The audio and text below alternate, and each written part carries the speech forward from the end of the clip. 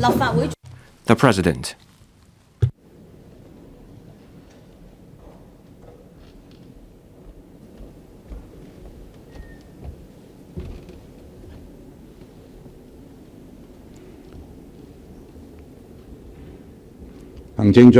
The Chief Executive will deliver the policy address to the Council. Members, please remain standing while the Chief Executive enters the chamber.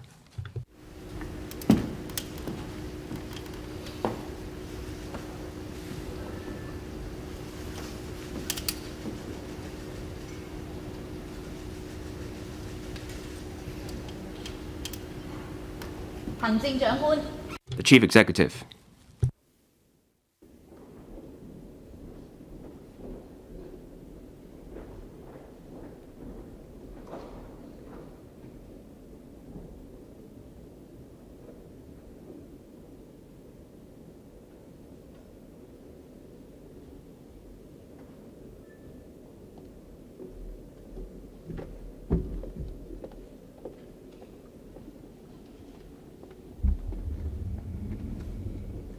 The Chief Executive will deliver the policy address to the Council. Chief Executive.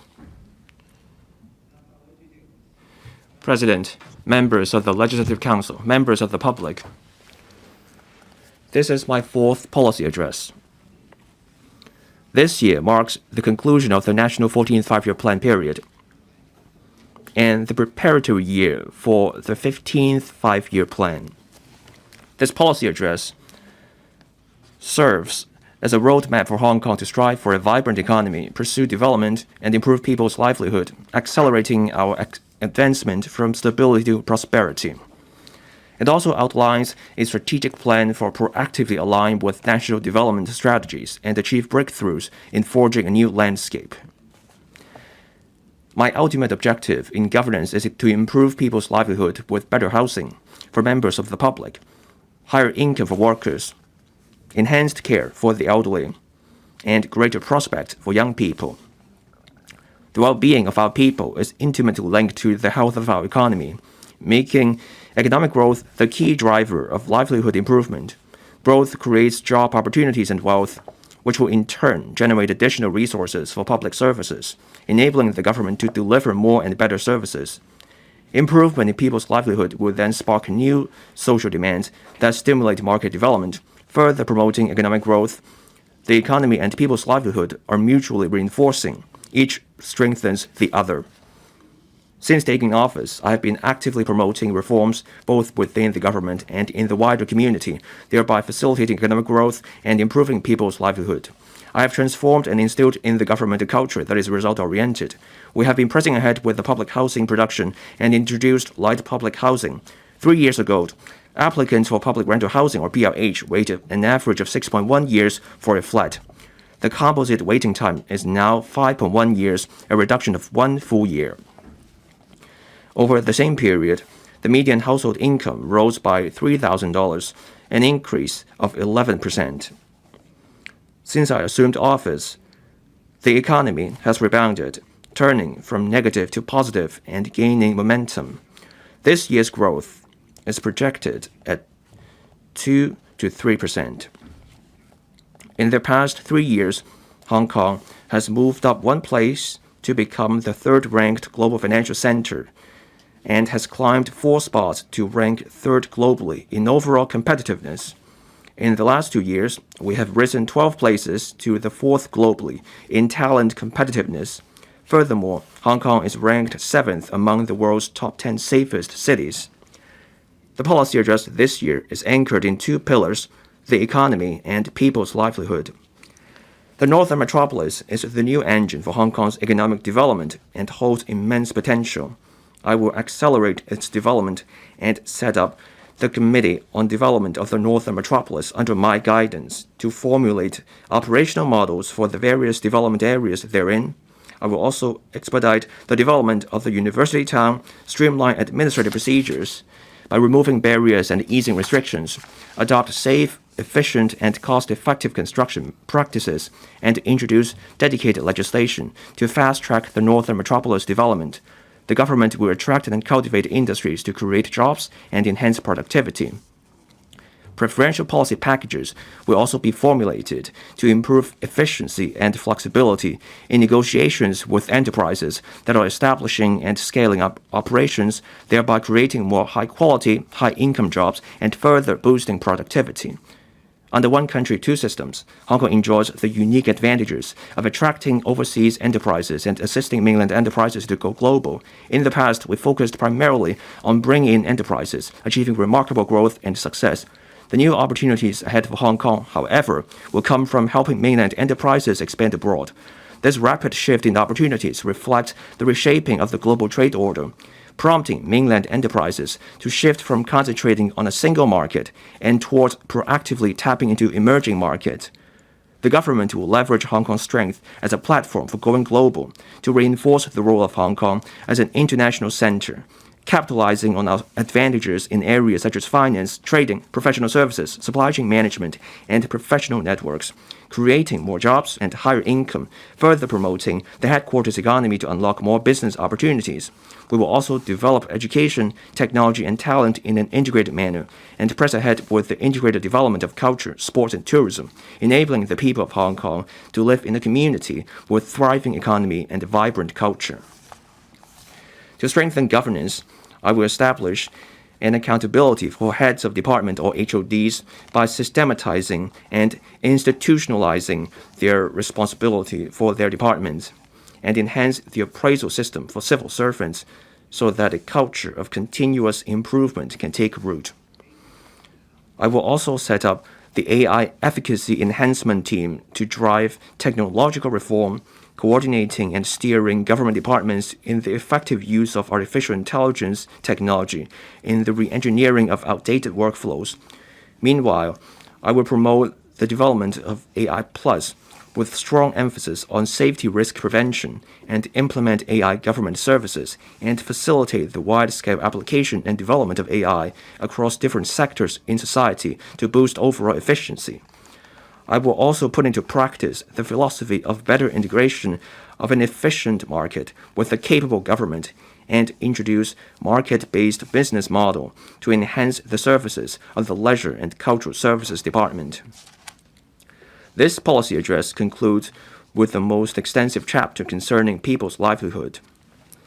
It encompasses 9 critical areas which are essential to the well-being of the community, covering land and housing, transport, healthcare, social welfare, labor protection, and a caring and inclusive society, under which may include continuously increasing public housing supply to enrich the housing ladder, creating land for large development projects, prompting long-term economic development and addressing housing needs, while increasing government land reserve, continuing healthcare reform, implementing 11 measures to support local economy, continuing the work on targeted poverty alleviation, promoting the principle of aging in place as the core with institutional care as backup, supporting and protecting workers, and establishing the Working Group on Aging Society Strategies to meet the challenges brought by aging. These demonstrate my commitment to placing people's livelihood at the heart of governance. Indeed, economic development ultimately serves the well-being of our people, enabling them to enjoy better quality of life. Resolutely implement the one country, two systems principle. One country, two systems remains unchanged. As President Xi Jinping pointed out, one country, two systems possesses its distinctive institutional strengths and strong vitality. It's a good system that sustains the long-term prosperity and stability of Hong Kong and Macau. It is a good system that facilitates endeavors to build China into a great country and achieve national rejuvenation. And it is a good system for ensuring peaceful coexistence and mutual benefit between different social systems. So we must stay committed to this cause. We will continue to fully, faithfully, and resolutely implement one country, two systems. Hong Kong people administering Hong Kong and a high degree of autonomy. One country, two systems is the best institutional arrangement for maintaining Hong Kong's long-term prosperity and stability. The more firmly the one country principle is upheld, the greater the strength the two systems will be unleashed. Being a global metropolis, Hong Kong has remained an open, inclusive, safe, and stable city underpinned by the rule of law since our return to the motherland 28 years ago. With an ever-expanding influence internationally, Hong Kong is rated the world's freest economy, as well as an advanced and business-friendly city. These fully demonstrate the notable institutional strength and great vitality of one country, two systems. Hong Kong has solid backing from the motherland, enjoying far-reaching opportunities brought by national development from the Guangdong-Hong Kong-Macau Greater Bay Area to the Belt and Road Initiative. Meanwhile, as an international city with its distinctive role of connecting to the rest of the world, Hong Kong also has infinite room for improvement. The Hong Kong Special Administrative Region government will, as always, maintain the constitutional order of the HKSAR as stipulated under the Constitution and the Basic Law, ensuring the steadfast and successful implementation of one country, two systems. The fundamental premise of one country, two systems is to safeguard sovereignty, security, and development interests of our nation. Since the implementation of the Hong Kong National Security Law 5 years ago, we have overcome turmoil and unrest and maintained safety and stability in our society. Hong Kong has transitioned from chaos to order and is now advancing from stability to prosperity. The Hong Kong SAR government will continue to steadfastly safeguard national sovereignty, security, and development interests while thoroughly adopting the holistic approach to national security. We will remain vigilant at all times, prevent and mitigate risks, and ensure the long-term stability and safety of Hong Kong. We will continue to enhance the legal system and enforcement mechanism for safeguarding national security, doing our utmost to ensure that laws are observed and strictly enforced to bring offenders to account so as to prevent, suppress, and impose punishment for acts and activities endangering national security.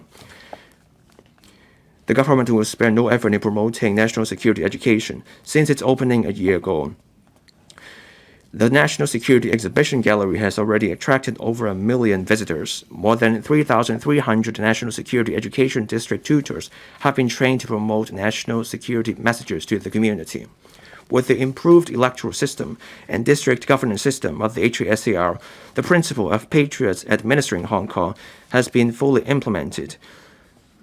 The HKSAR government has held 6 important elections, including the recent election committee subsector by-elections.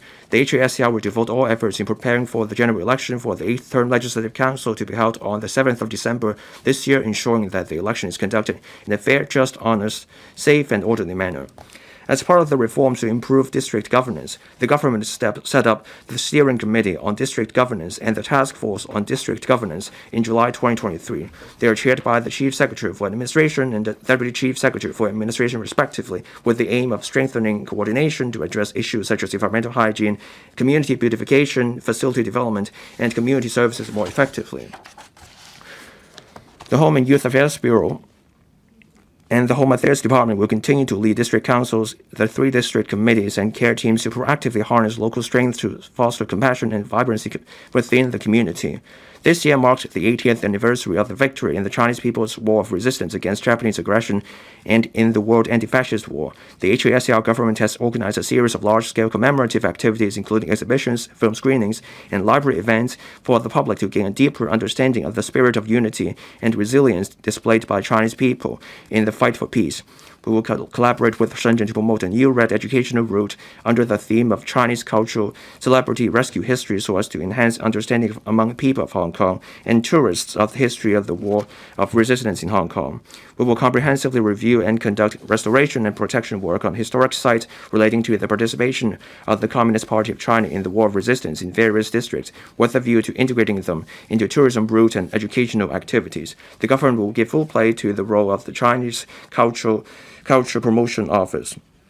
This includes curating the Chinese Culture Festival and exhibitions of the General History of China series as signature projects and spearheading the establishment of a museum to showcase the development and achievements of our country, as well as the Chinese Culture Experience Center.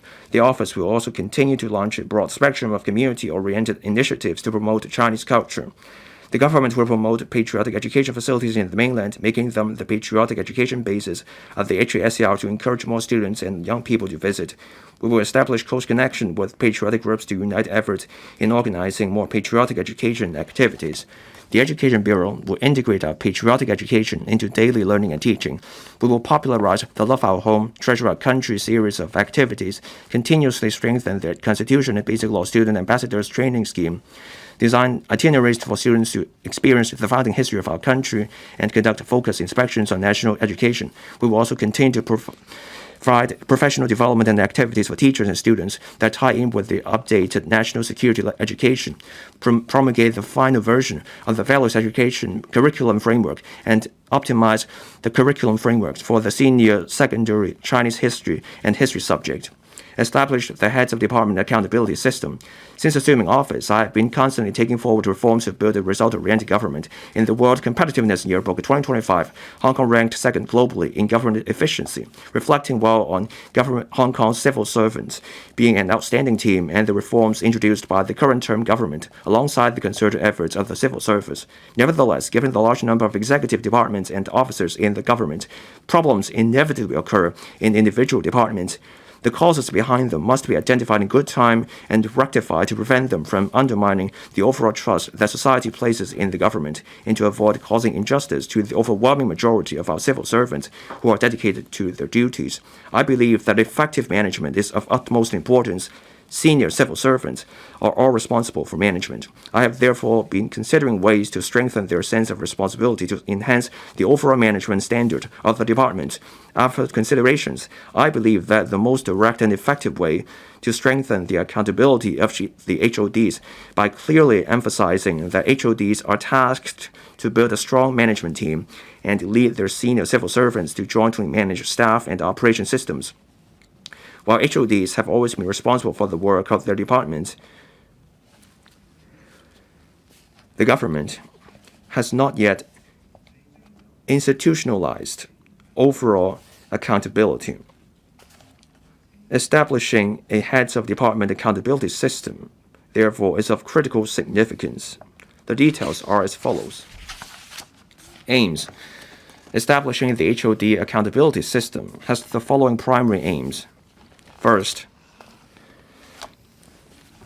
to render the political accountability required of secretaries of department and directors of bureau in policy formulation, and the administrative accountability required of civil servants in implementing policy initiatives better articulated with each other, with clarification of their respective roles.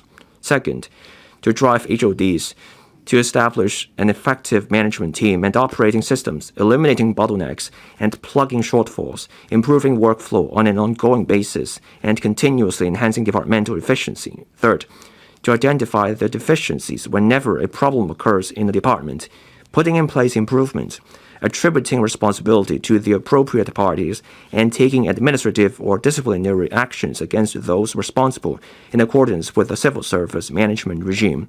The consequences include warnings, reprimands, not being granted a salary increment, relegation in rank, reduction in salary, compulsory retirement, and even dismissal. The investigation mechanism.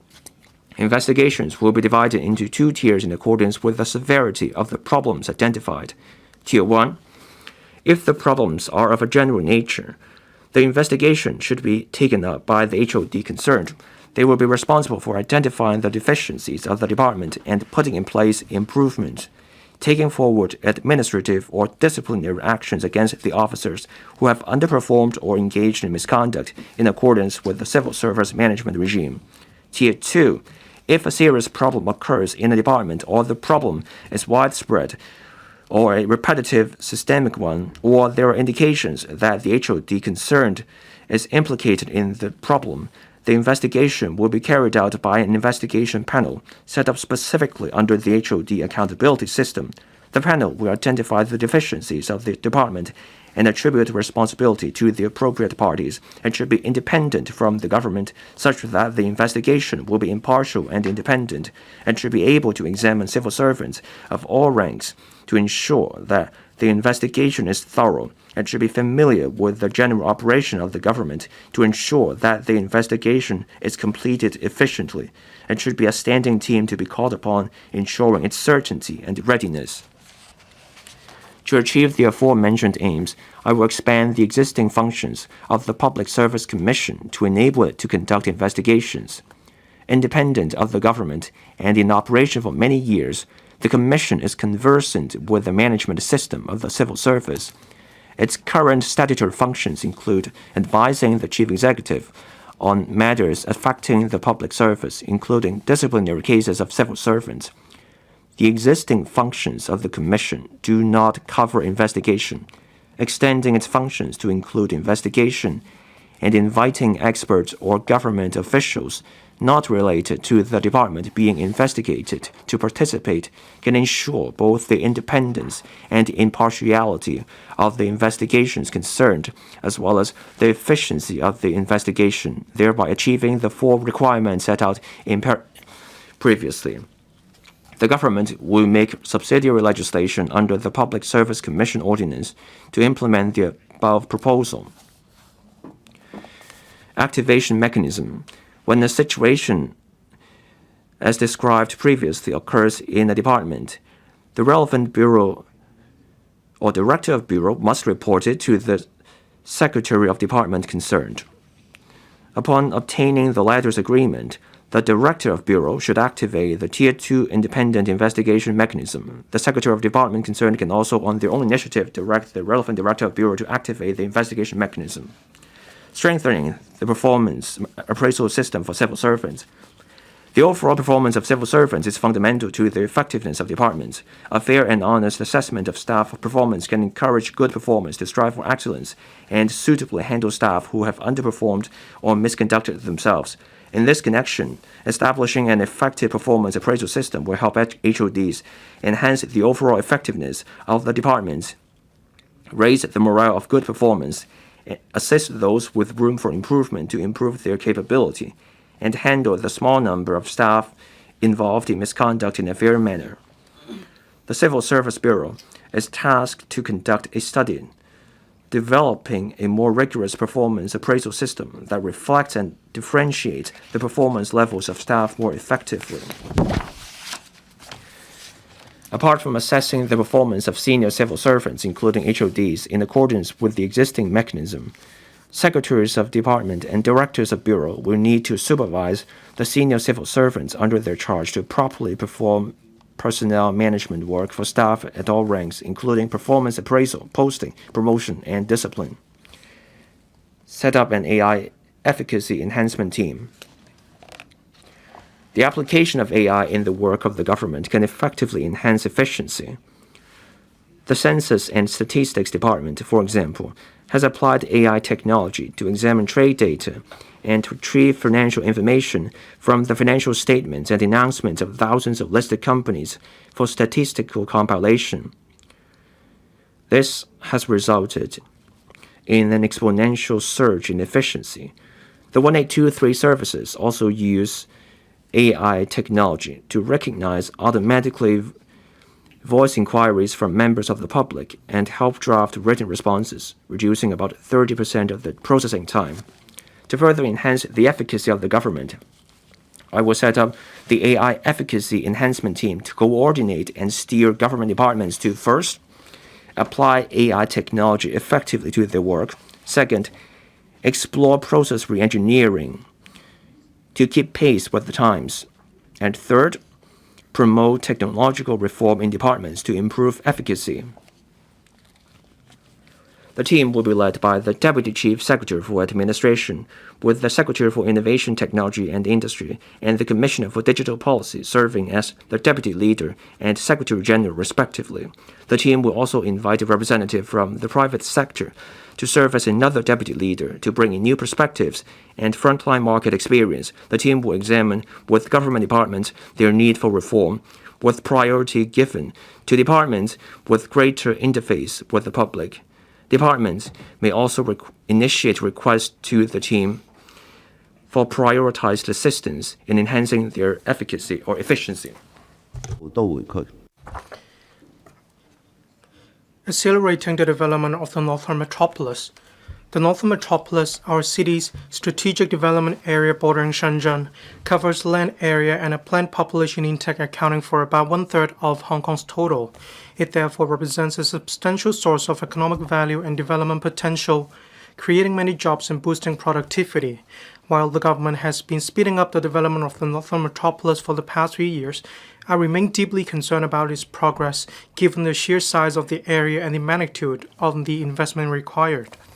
To further develop our economy and improve people's livelihood, we must speed up the Northern Metropolis development. Accordingly, I have decided to raise the level of decision-making by establishing the Committee on Development of the Northern Metropolis under my leadership. The committee will be tasked with streamlining administrative workflows and removing unnecessary barriers and restrictions. Embracing a new mindset, we will adopt safe, cost-efficient, and time-saving construction methods, materials, and equipment from different jurisdictions. We will also introduce dedicated legislation to accelerate the development of the Northern Metropolis. With the overall planning of the Northern Metropolis, it is now the optimal juncture to expedite the development of the area, bringing in industries and major projects. I will establish and chair the Committee on Development of Northern Metropolis, under which the following 3 working groups will be set up. 1 working group on devising, development, and operation models. Led by the Financial Secretary, the working group will formulate development and operation models for industry parks in the Northern Metropolis, taking into account the nature and scale. This will include setting up 1 or more dedicated companies or statutory or non-statutory bodies for various industrial parks, devising public-private partnership approaches such as the build, operate, transfer model. It will also explore shifting from highest bidder wins to industry-linked two-envelope approach for tendering. We will devise a range of financing schemes, including equity, bonds, government injections, and provision of land as a form of capital participation. The Development Bureau is conducting policy study to set up an industry park company for about 23 hectares of industry land at Hongshui-Q. The recommendations will be announced this year after reporting to the working group. 2 working group on planning and construction of the university town. Led by the Chief Secretary for Administration, the working group will study the development mode for the Northern Metropolis University town. It will set up a research task force to conduct field trips on the successful models of university towns elsewhere, seeking views from precedents and models and representatives of local, mainland, and other internationally renowned universities. It will also explore the possible way forward to deeply integrate industry development with the academic sectors where Hong Kong has an edge, alongside the strategies for attracting leading universities and research institutes in the mainland and overseas to establish a base in Hong Kong. 3 batches of sites for the Northern Metropolis University town will be available for use in 2026 Hongshui-Q, 2028 Aotamei, and 2030 New Territories North Newtown respectively at the earliest. The working group will make recommendations on the positioning and vision regarding the development of these sites to devise a clear industry-led approach. The land in the Hongshui-Q Hajin New Development Area NDA, for example, will integrate with nearby high-end professional services as well as vocational and professional education and training facilities for joint development. The land in Aotamei can dovetail with the overall innovation and technology INT development of Santin Technopole and Loop, among others, life and health technology industries, and to be used for joint development with the 3rd Medical School and an integrated medical teaching and research hospital. 3 working group on planning and development, led by the Deputy Financial Secretary. The working group will be responsible for managing the end-to-end process from planning to implementation, coordinating and consolidating such aspects as planning, engineering, land, transportation, and environmental protection to promote industry anchoring, create job opportunities, and enhance productivity. A dedicated project supervision office will be set up under the working group to strengthen the coordination and supervision of the approval process, imposing time limits and phase reporting to accelerate progress. The government will streamline administrative procedures, removing barriers and restrictions. Relevant measures include 1. Introducing the fast-track processing system, adopting superior construction methods from different places, and integrate successful construction technologies, materials, and equipment from the mainland and overseas in a bid to reduce construction costs and time.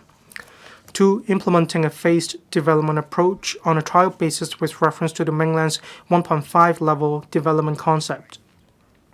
Specifically, pilot low-density facilities such as retail, entertainment, and convention and exhibition facilities will be developed initially to attract businesses, bringing income and footfall to the area to create momentum before long-term development is rolled out. We will invite market feedback on such approach of phased development for the commercial sites in Hongshui-Q. 3. Adopting diverse models such as in-situ land exchange and large-scale land disposal to promote market participation and expedite development. 4. employing flexible land grant arrangements, encouraging enterprises to set up businesses and invest in the area. Such granted as tenancy instead of land lease may have a term exceeding 7 years to provide greater flexibility. Depending on industry policies, open tendering, restricted tendering, or direct land grants may be adopted. 5. Allowing landowners in the Northern Metropolis to voluntarily surrender land planned to be resumed by the government to offset the amount payable for in situ land exchange or large-scale land disposals in NDAs. This will promote market participation in the development. 6. Adopting a pay-for-what-you-build approach to reduce the cost of land premiums in the Northern Metropolis. In lease modifications, subject to the condition of the land parcels involved, owners will be allowed to pay the required premium according to the actual build floor area and use rather than the maximum floor area based on the maximum plot ratio under the current planning regime. We will also consider allowing developers to pay land premium in phases according to the development scale. 7. Commencing a land use review for Ngau Tau to capitalize on the development potential brought by the Northern Link. We will consider a larger proportion of private housing in the area around Sha Po at Ngau Tau Station for development into an NDA, New Development Area. We will engage the Mass Transit Railway Corporation Limited, or MTRCL for short, to conduct the review, announcing its results next year. Where appropriate, we may also apply the above administrative measures to areas outside the Northern Metropolis.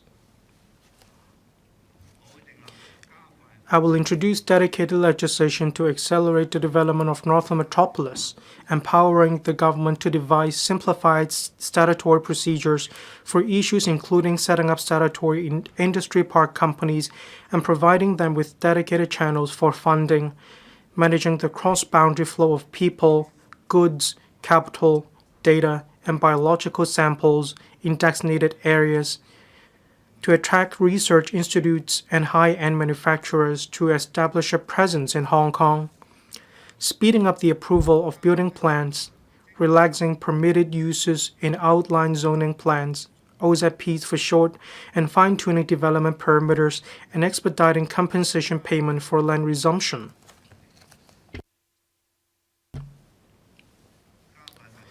Expedite the development of the loop. The Hetao-Shenzhen Hong Kong Science and Technology Innovation Cooperation Zone, or the Cooperation Zone for short, is located on both sides of the Shenzhen River, comprising Shenzhen Park and Hong Kong Park. Leveraging the advantages of One Zone, Two Parks, the Cooperation Zone will promote collaboration between the two parks in the development of INT.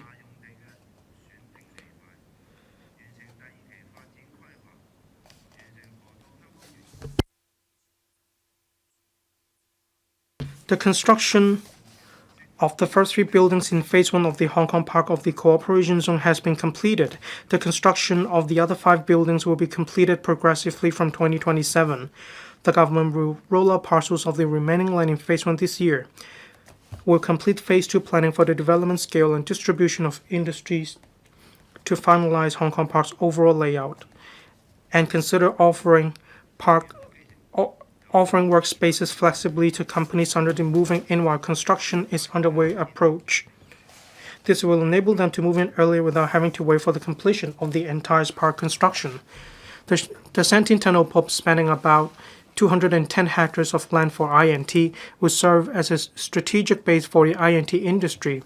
The government will publish the conceptual outline of the development plan for the innovation and technology industry in the Sentinel Pub this year.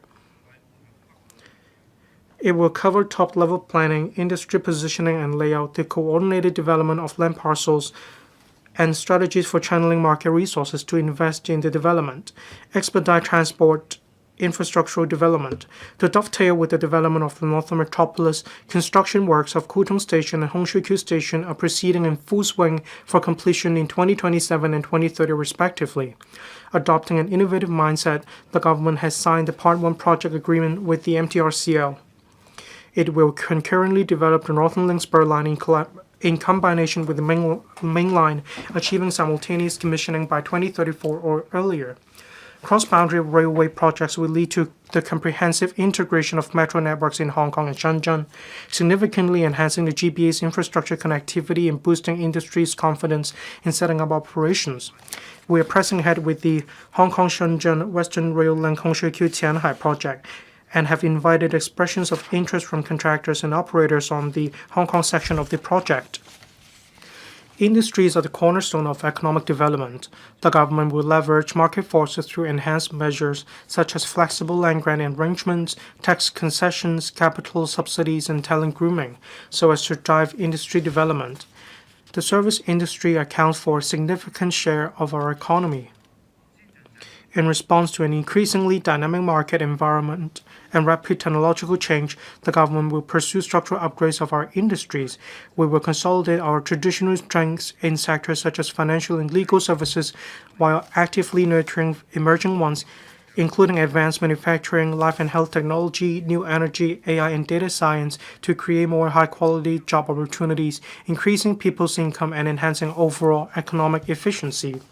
Formulate preferential policy packages to attract more enterprises.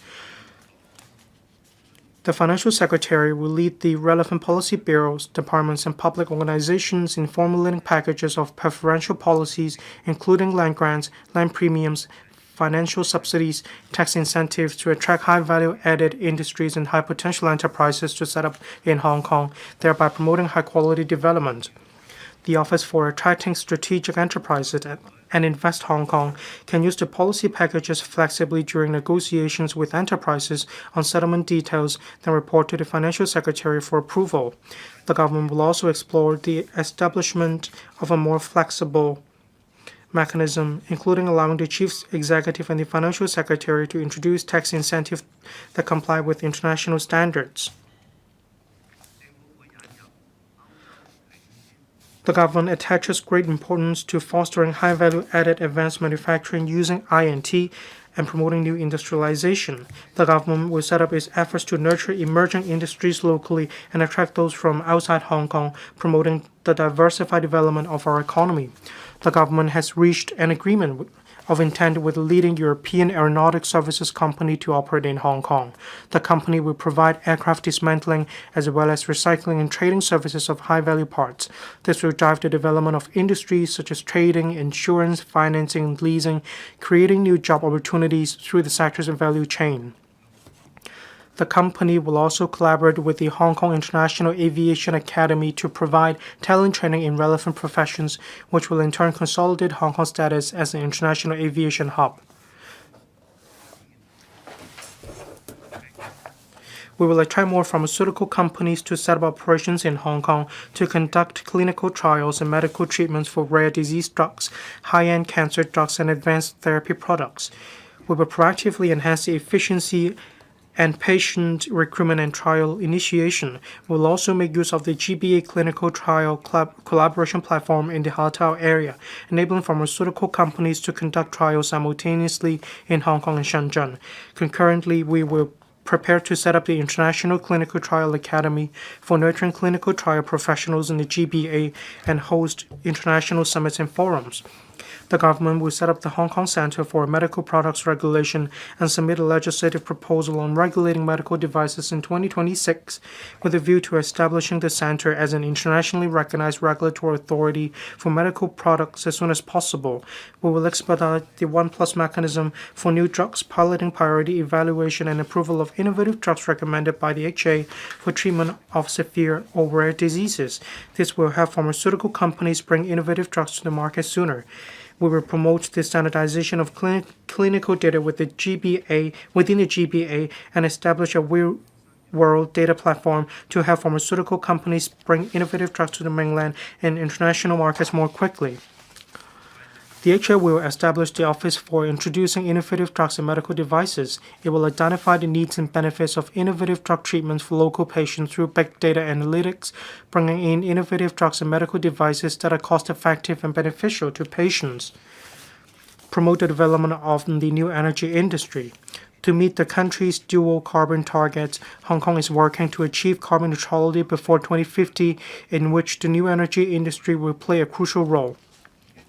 will speed up the application of green technologies, creating quality employment opportunities, and build an influential industry chain of new quality productive forces.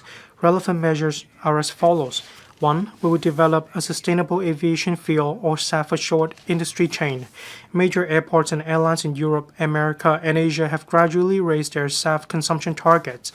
We will work with the mainland authorities to enable the local enterprise, one of the world's major SAF suppliers, to develop its business in the GBA, covering upstream collection of raw materials, the setting up of production plants and large-scale production, to dovetail with the specified target SAF consumption ratio for flights departing from the Hong Kong International Airport by 2030. A SAF blending facility will also be constructed to boost the competitiveness of our SAF industry and bolster the bargaining power of airlines. 2. The government has made top-level planning in the strategy of hydrogen development in Hong Kong announced last year, and 28 hydrogen energy trial projects are underway or under preparation. These projects cover hydrogen buses, hydrogen street washing vehicles, and a public hydrogen filling station in the NT.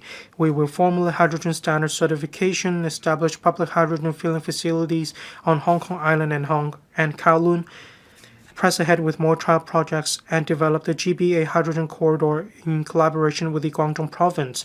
3. The government is pushing forward the construction of Hong Kong's first large-scale EV battery recycling facility at the Eco Park, expected to commence operation in the first half of 2026. The recycled black mass converted from locally retired batteries will be supplied to the mainland and the neighboring regions, promoting the development of the EV battery recycling industries. AI is a key driving force of a new round of scientific and technological revolution, as well as industry transformation.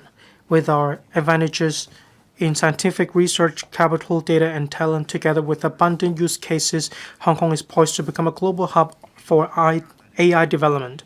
We will set up the promotion of AI as a core industry for Hong Kong's development, guided by the strategy of strengthening infrastructure and promoting the application-oriented approach.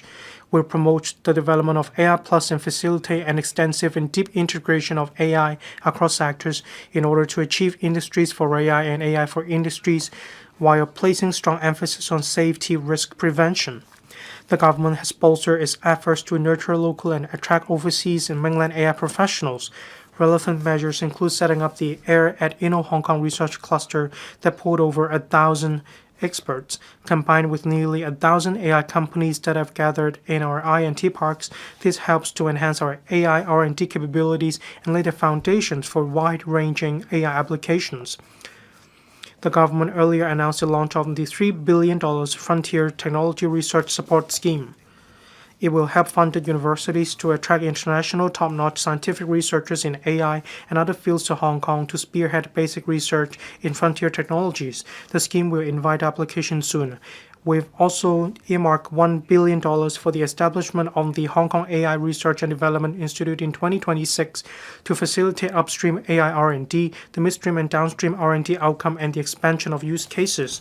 Hong Kong has developed full-fledged financing channels covering angel investment, venture capital, private equity funds, patient capital, and IPOs, effectively linking capital and quality projects around the world.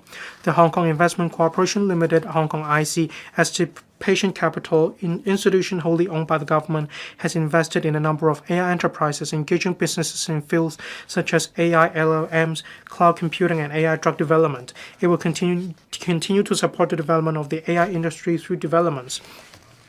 Hong Kong will further capitalize on the advantages under one country, two systems, and promote the early establishment of a compliant and secure mechanism for cross-boundary flow of mainland data to Hong Kong Park for scientific research purposes, supporting AI application testing and innovation. With the establishment of the Cyberport's AI Supercomputing Center and the government's launch of the AI subsidy scheme, we put up for tender a site of about 10 hectares at Sandy Ridge in the North District this year for the development of a data facility cluster. It will provide advanced computing power facilities, promoting the development of data and AI industries. The development of AI must be steered by safety and driven by application. The government attaches great importance to the governance and risk management of AI applications. Information systems of the government and public organization must undergo repeated testing, audits, and continuous monitoring to ensure security. Meanwhile, the widespread application of AI can create greater value to our society. Under the leadership of the AI Advocacy Enhancement Team, the government will promote AI applications in government services. The Digital Policy Office will roll out various AI applications in respect of data analysis, customer service, and document processing to promote extensive application in departments while ensuring security and controllability. The departments will also develop their own AI solutions. Examples include using AI to help the public to make non-emergency reports to the police and via voice messages, and expedite the vetting and approval of transport licenses, enhance traffic management by diverting traffic flow according to real-time data, bringing convenience to members of the public by providing the AI assistant for users of the IM Smart and the digital corporate ID platforms to answer inquiries and offer personalized services, as well as to recommend suitable funding schemes and public service support for enterprises, especially SMEs, render care support through an AI chatbot to give carers more convenient access to information, improve the accuracy of histopathological and cytological analysis by introducing digital pathology technology and the application of AI, and enhance patient care efficiency, hospital management, and service quality by promoting the application of generative AI in clinical workflows. The government will also promote AI business applications. The Hong Kong MA, in collaboration with Cyberport, has launched the second cohort of the AI Sandbox initiative to promote AI applications to more financial institutions. In addition, the Hong Kong MA is developing an AI model evaluation approach to step up testing on the system security of financial institutions. The Development Bureau will provide subsidies to encourage the application of AI in private sector construction works. The DOJ will also establish an interdepartmental working group to review the legislation needed to support a wider application of AI. 進行 Integrating into the overall national development. As the world's second largest economy, our country contributes more than a third of the global economic growth, representing the greatest opportunity for Hong Kong's development. We will fully integrate into the overall national development, capitalizing on national strategies such as the GBA and high-quality cooperation under the PNR initiative. In addition, this year is the preparatory year for the National 15th Five-Year Plan. Leveraging Hong Kong's unique advantages, we will contribute to the national development and deepen international exchanges and cooperation by connecting with the mainland and the world. We will also attract more enterprises to use Hong Kong to expand overseas, thereby creating business opportunities and economic returns. China's external direct investment exceeded 1 trillion RMB last year, underscoring the growing global demand for made-in-China products. Mainland enterprises are accelerating their pace to go global. With a shift in strategic focus, mainland enterprises are proactively exploring emerging markets. The government will capitalize on the advantages of Hong Kong as an export platform to unlock new areas of economic growth. Mainland enterprises are going global can establish corporate treasury centers and regional headquarters in Hong Kong for cross-boundary settlement, remittance, financing, and related functions. They can also tap Hong Kong's professional high-value-added supply chain services in fields such as accounting and law to help them explore overseas markets. In addition, they can leverage Hong Kong's strengths in marketing to connect with global buyers and build international brands. In last year's policy address, I announced that we will develop Hong Kong into a high-value-added supply chain service center, attracting more enterprises to establish a presence in Hong Kong and expanding our headquarters economy. In 2024, Hong Kong was home to more than 1,400 regional headquarters of non-local enterprises, over 300 of which were from the mainland. I will establish a one-stop platform by mobilizing Hong Kong's overseas offices, including those under Invest Hong Kong and the Hong Kong HATDC, as well as the Hong Kong offices in the mainland, and set up the task force of supporting mainland enterprises in going global to encourage mainland enterprises to use Hong Kong in expanding their businesses overseas. The Secretary for Commerce and Economic Development will steer the work of Go Global Task Force and coordinate various bureaus, departments, and agencies in formulating proposals for enterprises looking to go global. The details are as follows. The HKMA will encourage the banking sector, especially banks in the mainland, to establish regional headquarters in Hong Kong, where Hong Kong's strengths can help them expand into markets such as Southeast Asia and the Middle East. We will also attract more mainland enterprises to establish corporate treasury centers in Hong Kong. The HKMA has signed a memorandum of understanding with the Public Investment Fund of Saudi Arabia to establish a $1 billion new investment fund. The HKMA will collaborate with organizations such as the Hong Kong Association of Banks and other organizations to lead delegations of banking representatives and SMEs to tap business opportunities in Southeast Asia. The government will leverage the strengths of Hong Kong's exhibition industry and consolidate our position as an ideal platform for mainland brands to go global. We will also promote the development of carbon audit services to assist enterprises going global. The government will assist the local media to expand their network beyond Hong Kong, telling good stories of Hong Kong. We will actively invite the Asian Infrastructure Investment Banks to set up an office in Hong Kong. The Hong Kong Stock and Clearing Limited. The Hong Kong Exchanges and Clearing Limited will also deepen cooperation with Southeast Asian exchanges, attracting Southeast Asian issuers to seek secondary listings in Hong Kong and encouraging asset management companies to issue products in the local market. The Belt and Road Office will coordinate local public organizations and the institutes to help train the personnel of Belt and Road countries. It will also strive for more opportunities to match commercial projects in Belt and Road markets.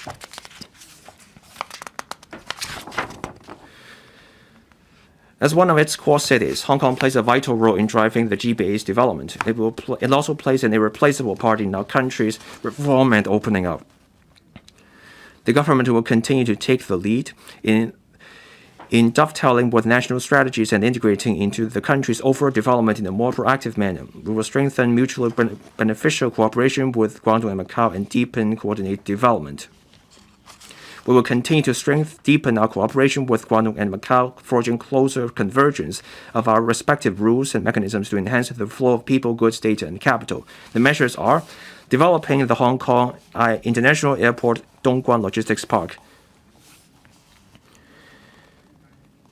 This is the most successful model of GBA cooperation. Phase 1 development's permanent facilities will be completed in stages, starting from the end of this year. The preliminary stage of Phase 2 development is also set to commence this year, including the introduction of more high-value-added logistics and cross-boundary e-commerce facilities. Second, promoting a panel of GBA arbitrators and a platform for GBA commercial mediation and arbitration to lower enterprises' costs of cross-boundary dispute resolution. Third, extending cross-boundary ambulance transfer arrangements with the governments of Guangdong and Macau, including two-way ambulance transfers and expansion to cover designated hospitals in Zhuhai and Nansha. Fourth, enhancing cross-boundary credit referencing and the Shenzhen-Hong Kong cross-boundary data validation platform to facilitate Hong Kong's banks' credit assessment of mainland residents and enterprises in Hong Kong. Continuously enhancing the Payment Connect service, expanding the use cases for remittance related to people's livelihood.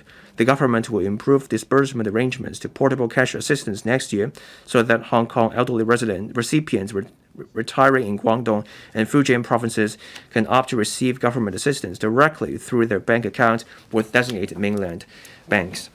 Sixth, working with exchanges in the Greater Bay Area to develop commodity trading, carbon trading, and other businesses. The HKEX, a controlling shareholder of the Shanghai Mercantile Exchange, will continue to strengthen mutual cooperation for the development of the offshore spot soybean market.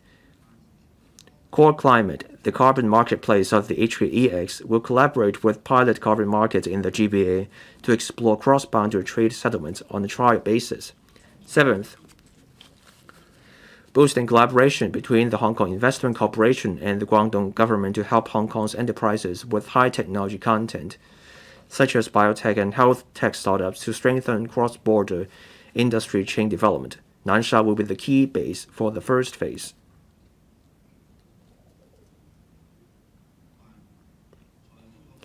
Eighth, the Financial Services and the Treasury Bureau is working with Shenzhen and Shanghai to promote digital finance development and support deeper integration of technology and finance between Shenzhen and Hong Kong. Measures are expected to be announced later this year. Consolidate Hong Kong's status as an international hub. International Financial Center. Hong Kong has reclaimed its third-place position in the Global Financial Centers Index ranking.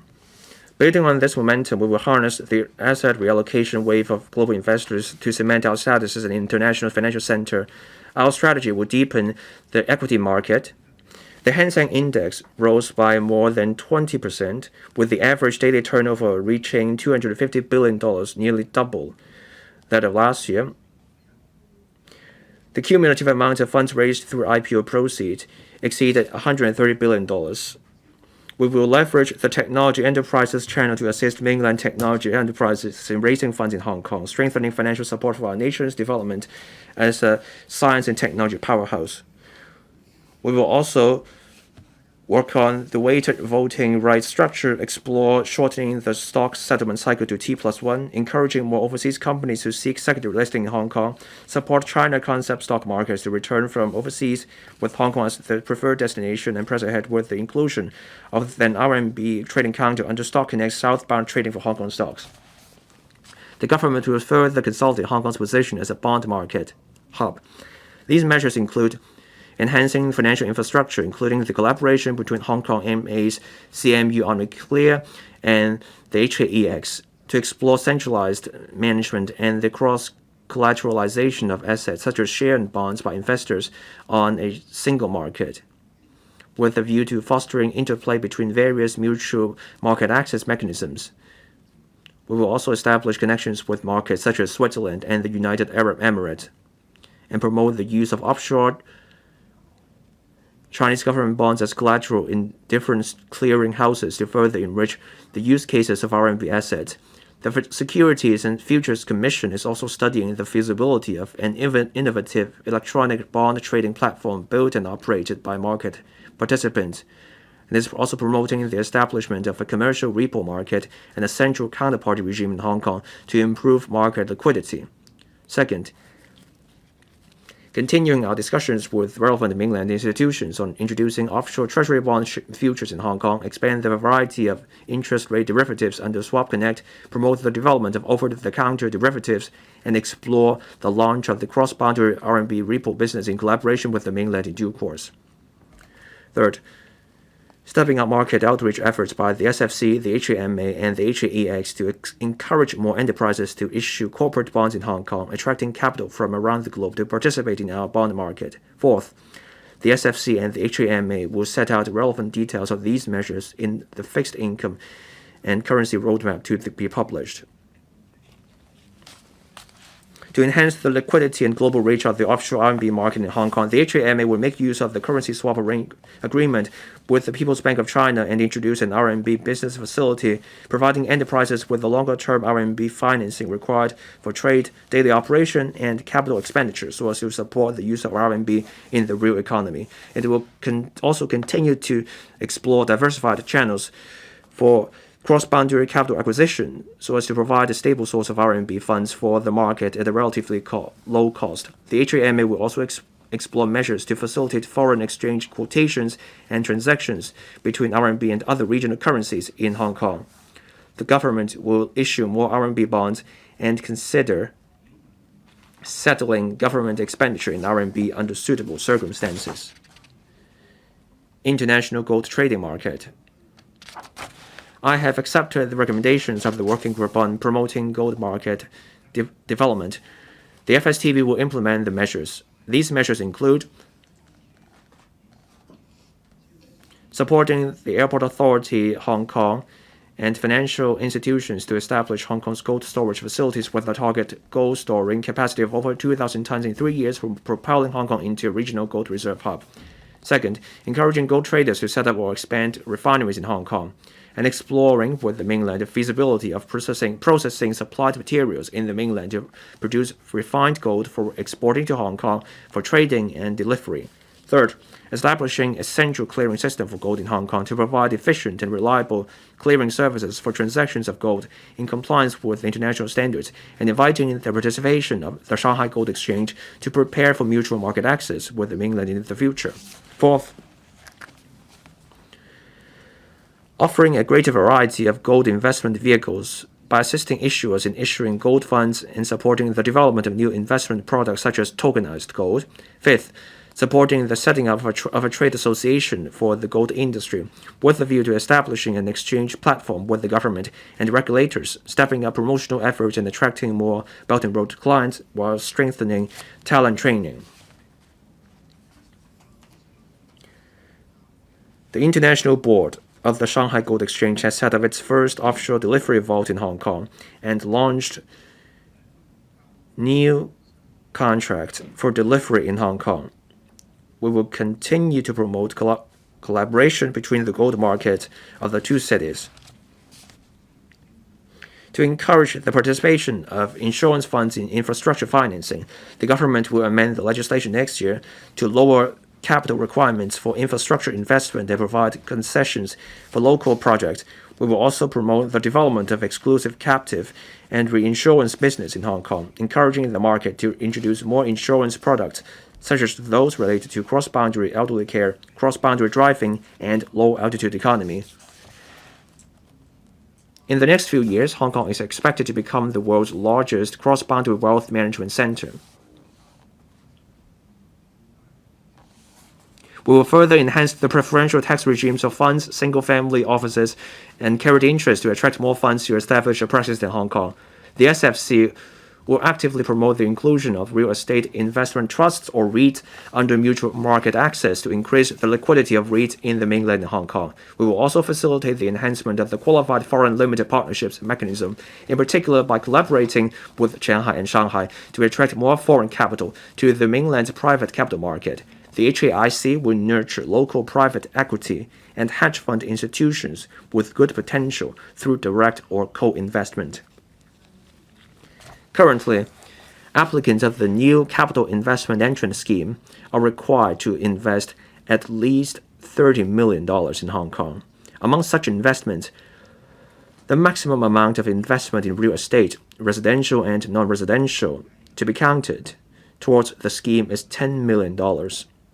The scheme will be enhanced, raising the maximum amount of investment to be counted from $10 million to $15 million for the purchase of non-residential properties with no transaction price threshold. As for the purchase of residential properties, the investment to be counted will continue to be capped at $10 million.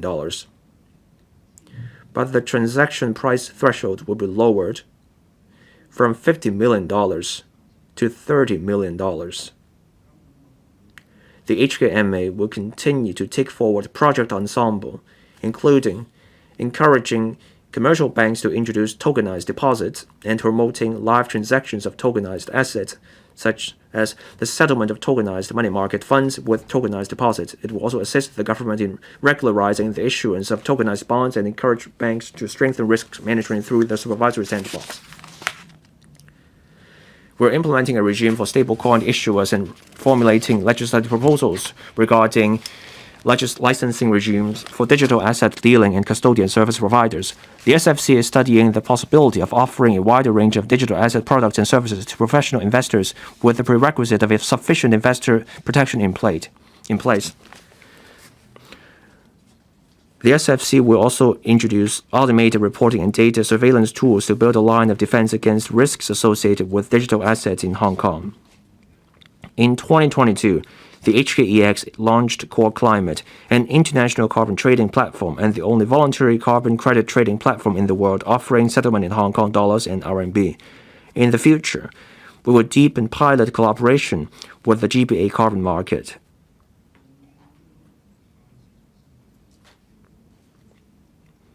And jointly building a regional carbon market ecosystem. Working with relevant mainland regulatory departments and authorities, the government will also study issues surrounding the country's participation in the international carbon market, including the formulation of voluntary carbon credit standards and methods, as well as the registration, trading, and settlement of carbon emission reduction. Trading is the second largest industry in Hong Kong after finance, contributing 15% of the gross domestic product. Last year, the value of trade was 3.6 times of the GDP, ranking 30 in the world.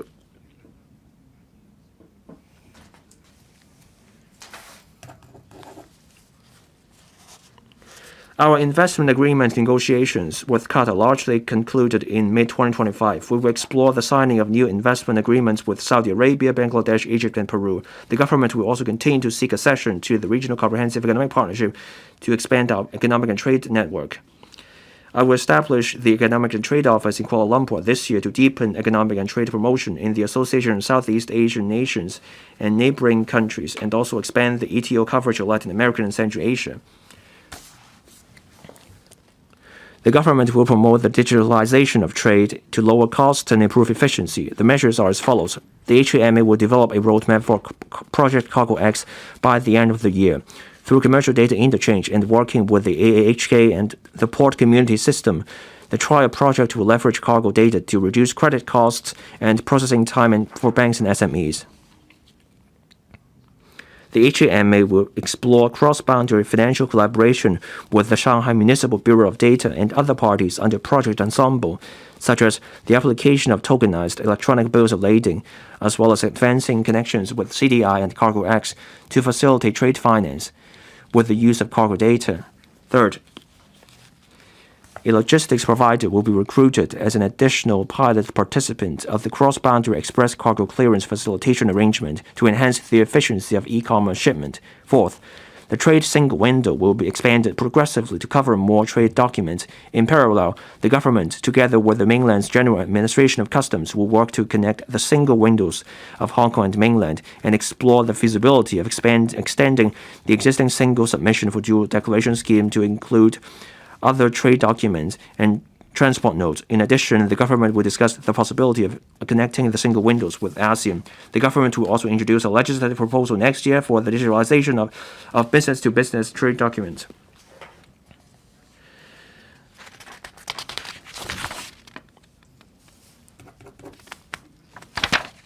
We will continue to follow the direction set out last year to foster the development of a commodity trading ecosystem in Hong Kong, and the measures are as follows.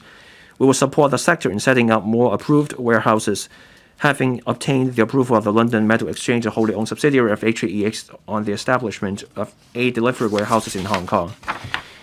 We will provide half-rate tax concessions for commodity traders who set up businesses in Hong Kong. We will enhance the process of international commodity trading through financial innovation, including testing the use of technology like electronic bills of lading and tokenized deposits in a collaboration between the HAMA and Banco Central do Brasil to facilitate trade. Fourth, deepen connection with the Guangzhou Futures Exchange and other commodity markets in the mainland, contributing to the internationalization of our country's commodity market. The government will set up the Strategic Committee on Commodities, led by the Financial Secretary. It will bring together industry representatives with the aim of strengthening the top-down design and long-term strategy of our commodity policy. Hong Kong is one of the busiest ports in the world. Being a leading catch-up port renowned for its fast customs clearance and high efficiency, underpinned by a maritime service ecosystem with more than 1,200 companies, Hong Kong is ranked 4th among the world's international shipping centers. The government will expand the cross-provincial freight transport network, build a commodity ecosystem, drive the port's green transformation and digitalization, and better harness our advantages in high-value-added maritime services. We are actively extending Hong Kong's cargo sources, promoting intermodal cargo transport from the mainland's inland provinces and cities to international markets through Hong Kong via rail, sea, land, and river.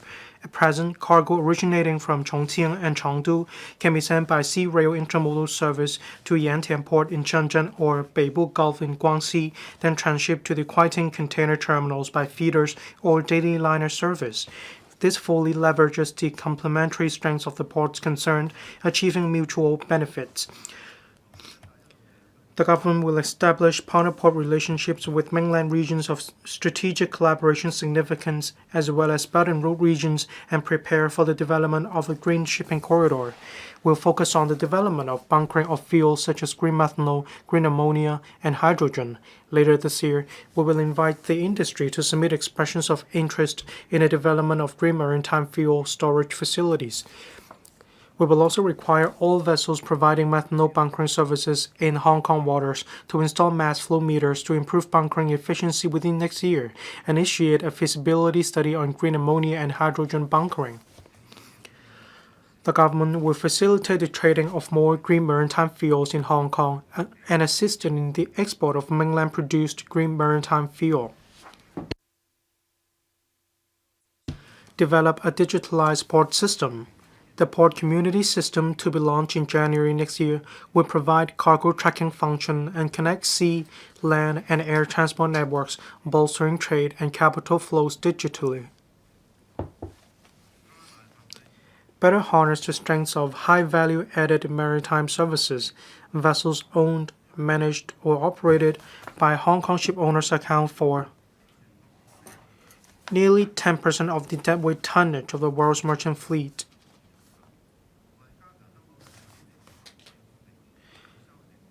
To strengthen the Hong Kong's leading position in high-value added maritime services, the government will amend the Merchant Shipping Registration Ordinance next year to render the registration processes more flexible and digitalized. We will also step up promotion of tax concessions and enhance the marine insurance business. The government and the Insurance Authority (IA) are engaging the industry in establishing a dedicated marine risk pool to enhance Hong Kong's underwriting capacity for both local and mainland markets. The Hong Kong Maritime and Port Development Board, set up in July this year, assists the government in formulating more outgoing and comprehensive overseas and mainland promotional strategies, as well as policies for the overall development of the maritime industry with key areas identified for research.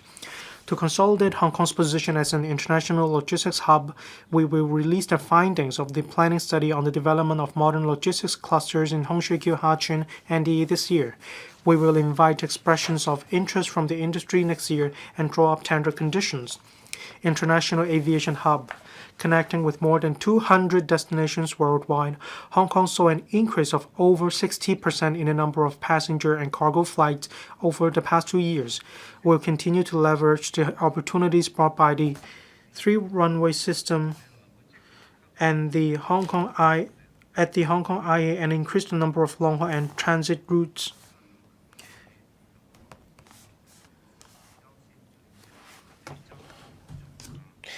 We will also encourage local and non-local airlines to operate more flights and work to forge more new air services agreements and expand traffic rights with South America, Central Asia, Africa, and the Middle East as our priority target regions. Starting in October, we will expand exemptions from the air passenger departure tax to include passengers traveling to Hong Kong for transit by sea or land.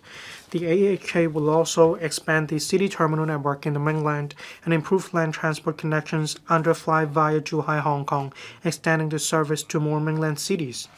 The construction of Asia World Expo Phase 2 has started and it's expected to complete soon. The AAHK will invite expressions of interest in the development of a yacht bay and its ancillary facilities early next year. The facilities will be completed in phases starting in 2028. The AAHK is also working on the creation of an ecosystem for the arts industry, the opening of a jet fresh market for fresh gourmet products, and more. The Hong Kong IA has been ranked the world's busiest cargo airport for the 14th time since 2010. The AAHK will continue to leverage the advantages of the three-runway system to increase cargo throughput. In parallel, it is moving ahead with the construction of a logistics park in Dongguan to boost the use of Hong Kong air cargo services for transporting goods to and from the mainland. Hong Kong maintains a robust legal system highly aligned with international standards and is also the only place in the world implementing a bilingual common law system in both Chinese and English. We step up the promotion of legal services in Hong Kong and deepen our mediation culture, reinforcing our positions as an international legal hub and the capital of mediation. The International Organization for Mediation, that is IOMED, fulfills the mission of using mediation as one of the peaceful means to maintain international peace and security as stipulated in the Charter of the United Nations. Headquartered in Hong Kong, it reflects the importance that the central government attaches to Hong Kong and the confidence of the global community in city's development.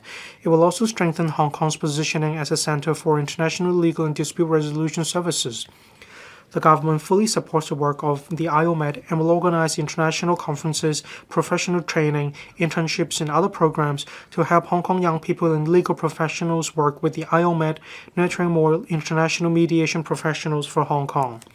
The DOJ will construct the Hong Kong International Legal Service building adjacent to the IOMED headquarters.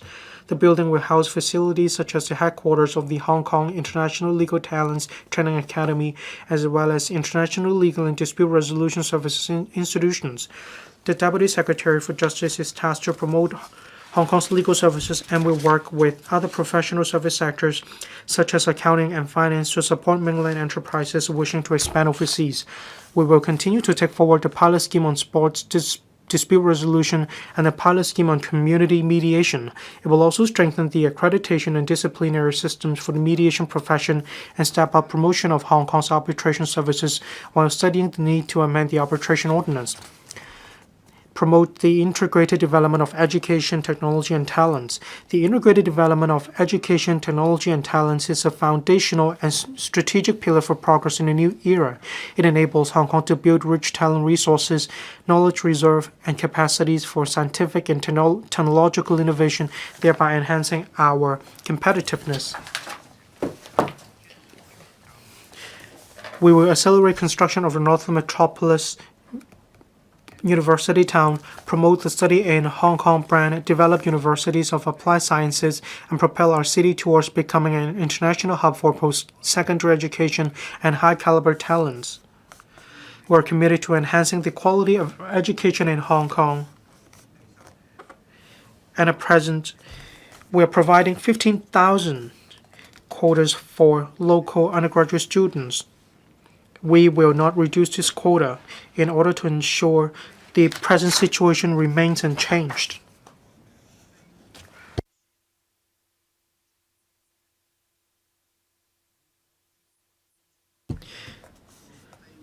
On the other hand, the number of non-funded places for non-local students to study in Hong Kong on a self-financing basis will be permitted to increase. Starting from the 2026-27 academic year, the enrollment ceiling for self-financing non-local students of each funded post-secondary institution will be raised from the level currently equivalent to 40% of local student places to 50%, and the over-enrollment ceiling of self-financing places of funded research postgraduate programs will increase from 100% to 120%.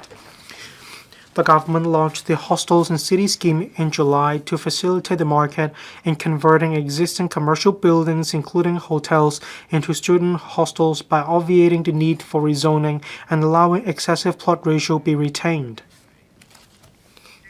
Effective today, apart from cases involving the conversion of commercial buildings, cases involving redevelopment of original commercial buildings into new student hostels can also enjoy the facilitation measures under the scheme, including retaining excessive plot ratio.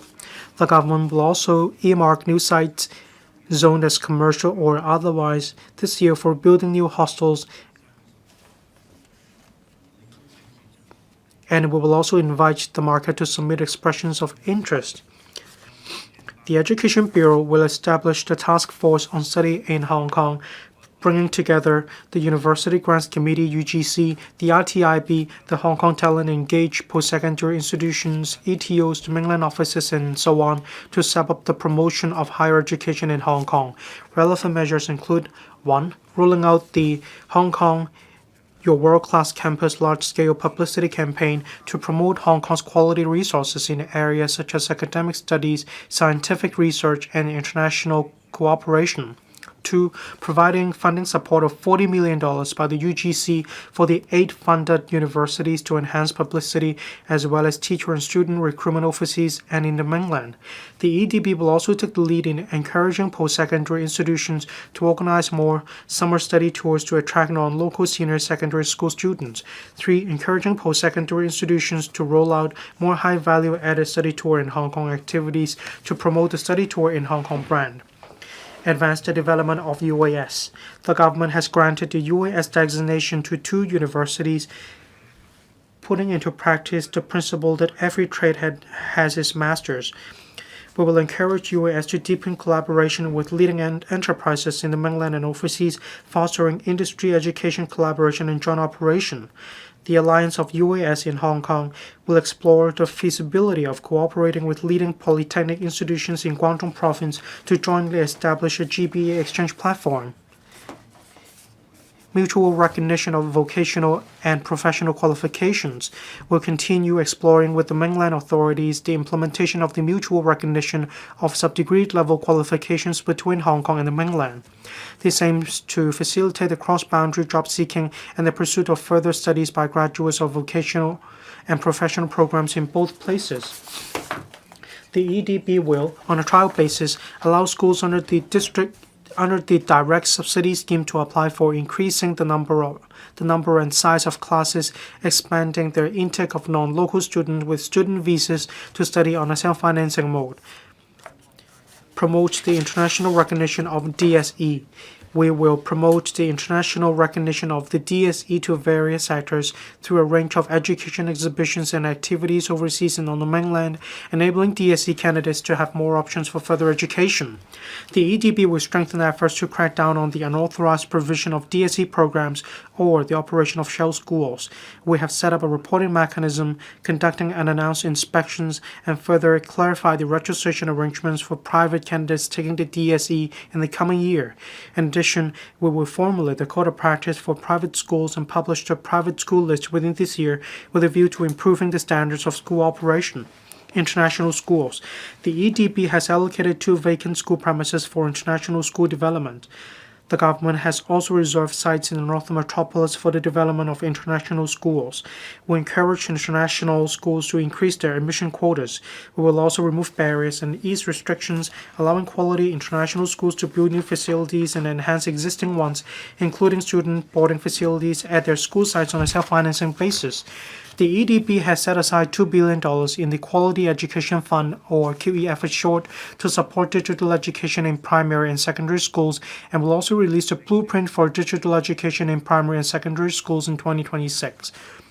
This will encompass strategies such as optimizing the interface between primary and secondary curricula of information technology and INT education, setting out an AI literacy learning framework, incorporating AI education into the core curriculum, enhancing AI training for teachers, and introducing corporate resources.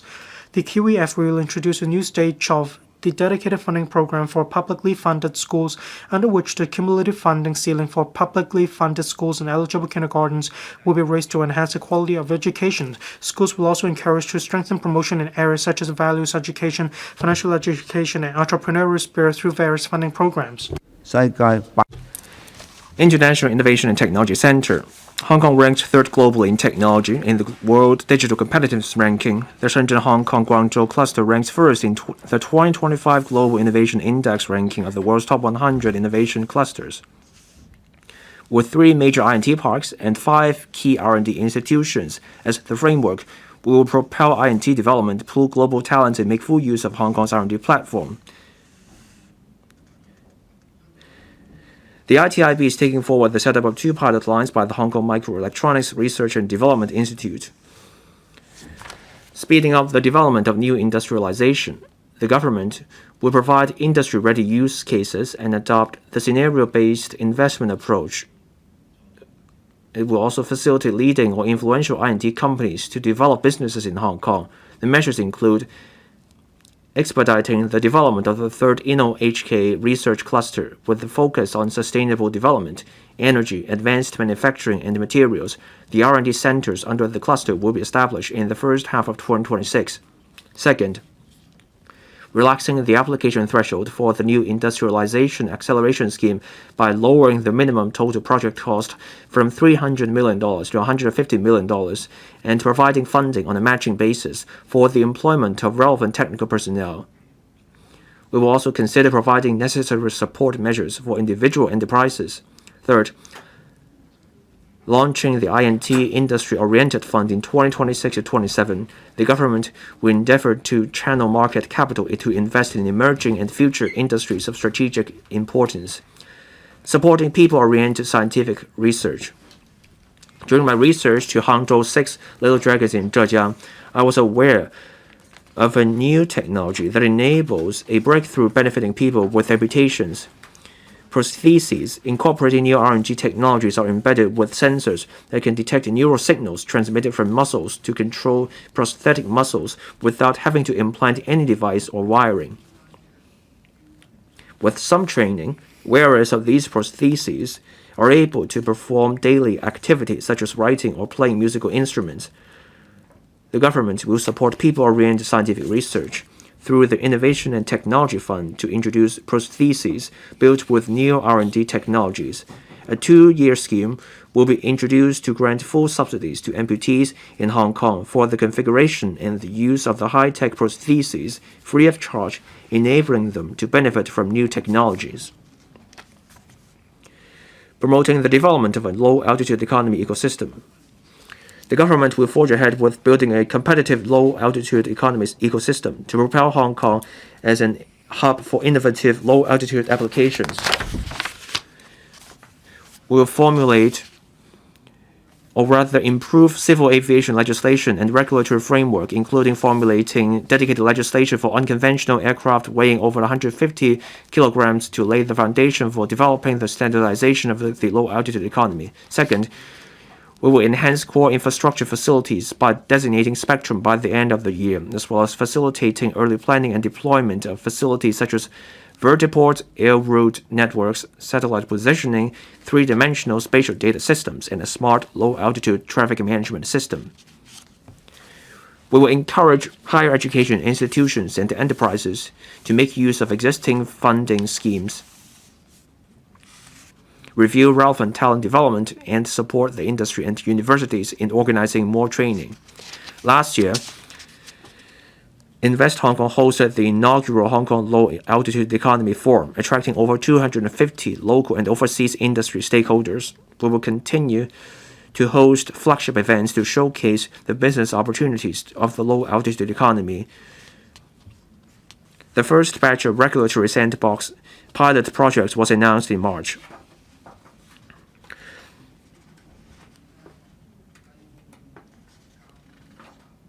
The more mature applications will be regularized, and we will roll out the advanced low-altitude economy regulatory sandbox X Extra pilot projects to cover application scenarios that are technically more complex, such as cross-boundary routes and passenger-carrying low-altitude aircraft. The insurance industry has set up a task force to develop low-altitude economy insurance products for various application scenarios, drawing reference from the data of the government's regulatory sandbox. The IA will forge closer ties with the industry to meet demand. Promoting the development of aerospace science and technology and support space economy. Our country has designated commercial aerospace as a strategic emerging industry. Hong Kong has an advantage in internationalization and possesses strong scientific research capabilities, with various universities participating in national aerospace projects.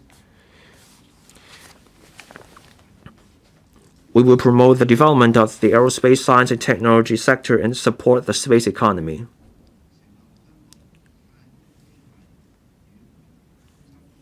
The government has set up the Hong Kong Space Robotics and Energy Center under the InnoHK Research Cluster to support our country's Chang'e 8 mission. The Innovation and Technology Support Program Special Call on Aerospace Technology has allocated over $100 million to support 6 university R&D projects. In parallel, the Commercial and Economic Development Bureau is exploring how to streamline the vetting of license applications for low Earth orbit satellites, and it will promote 6G application. The HAIC will also pursue investment in areas related to commercial aerospace and the space economy. Regional Intellectual Property Trading Center, promoting intellectual property trading. Hong Kong ranks 6th globally on the criterion for intellectual property rights, an improvement of 6 places since the current term government took place. We will push forward measures in IP financing, valuation and protection, and strengthen external promotion to boost IP trading. Bolstering intellectual property financing. The CADB and the Intellectual Property Department will collaborate with the HKMA to launch an IP financing sandbox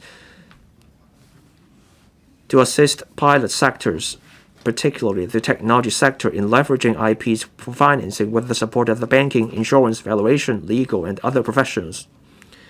Patent valuation services and subsidies.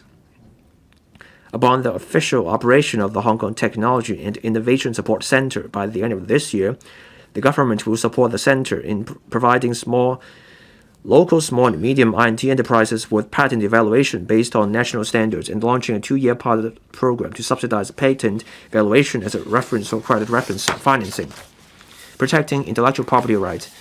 Following the completion of the public consultation on enhancement of the copyright ordinance regarding the protection for AI technology development in September last year, the government will formulate a code of practice in respect of relevant legal principles and prepare a legislative proposal. We are also reviewing the local registered designs regime for consultation by the end of the year. The government and the HKTDC will promote IP financing in the business of IP Asia Forum 2025. The IPD will also nominate local enterprises to compete for the China Patent Award jointly organized by the China National Intellectual Property Administration and the World Intellectual Property Organization. Nurturing talent. The government attaches great importance to youth talent development. Promoting youth development to better equip our young people, broaden their international horizons, and cultivate a holistic outlook, we will launch a young talent training program. There will also be new thematic internship programs in the mainland. We will strengthen the youth financial education program, launch new mediation workshops to enhance young people's understanding of the mediation industry. The Home and Youth Affairs Bureau will continue to implement the HYAB funding scheme for youth exchange in the mainland. In addition, the 8 youth uniformed groups of the security bureaus, disciplined and auxiliary services departments will also proactively organize international and mainland exchange activities. The youth post hostel, converted from the Kai Tak community isolation facilities, has also commenced operation this year. This project provides affordable accommodation for young people from the mainland and overseas. The facility also plans to organize 100 youth activities of different types, encompassing culture, arts, sports, and other elements in its 5-year operation period, promoting exchanges between young visitors and Hong Kong youth. The first phase of the renovation work of the new interactive space for young people at Youth Square in Chai Wan and the physical platform for interaction for Youth Link members in Nam Cheong will be completed by the end of this year, providing venues for young people to expand their networks. Developing a talent pool. Since the talent admission policies launched by the current term government, over 230,000 people have come to Hong Kong for work and development. Among those schemes, the Top Talent Pass scheme has recorded an application rate of 55% for extension of stay. These individuals are mostly in INT and financial sectors in Hong Kong. These are high-caliber individuals. Of them, 95% receive a monthly income higher than the local median income of $20,000. Half of them earn a monthly income nearly double that amount. This reflects a strong demand for such talent. The Top Talent Pass scheme contributes about $34 billion a year to the local economy, or 1.2% of our GDP. Most of the individuals who have come here under the talent admission schemes are very young, with 70% of them under the age of 40, and that helps ease the challenges of an aging population. Hong Kong's ranking in relation to global talent is rising steadily, climbing 12 places in 2 years to the 4th place globally this year, ranking first in the Asia-Pacific region. This reflects that our talent policy is on the right track and effective, and is one of the important driving forces for economic development. The government will continue to implement talent policies to ensure our talent will continue to drive economic growth. The government will launch the Innovation and Technology Talent Exchange Scheme for industry and academic sectors, encouraging university professors to engage in corporate IND activities for a better grasp of industry needs. Senior management of technology enterprises and technical experts will also be invited to teach and help develop curriculum, strengthening the collaborative development of our industry, academic, and research sectors. 文化、體育、旅 Integrated development of culture, sports, and tourism.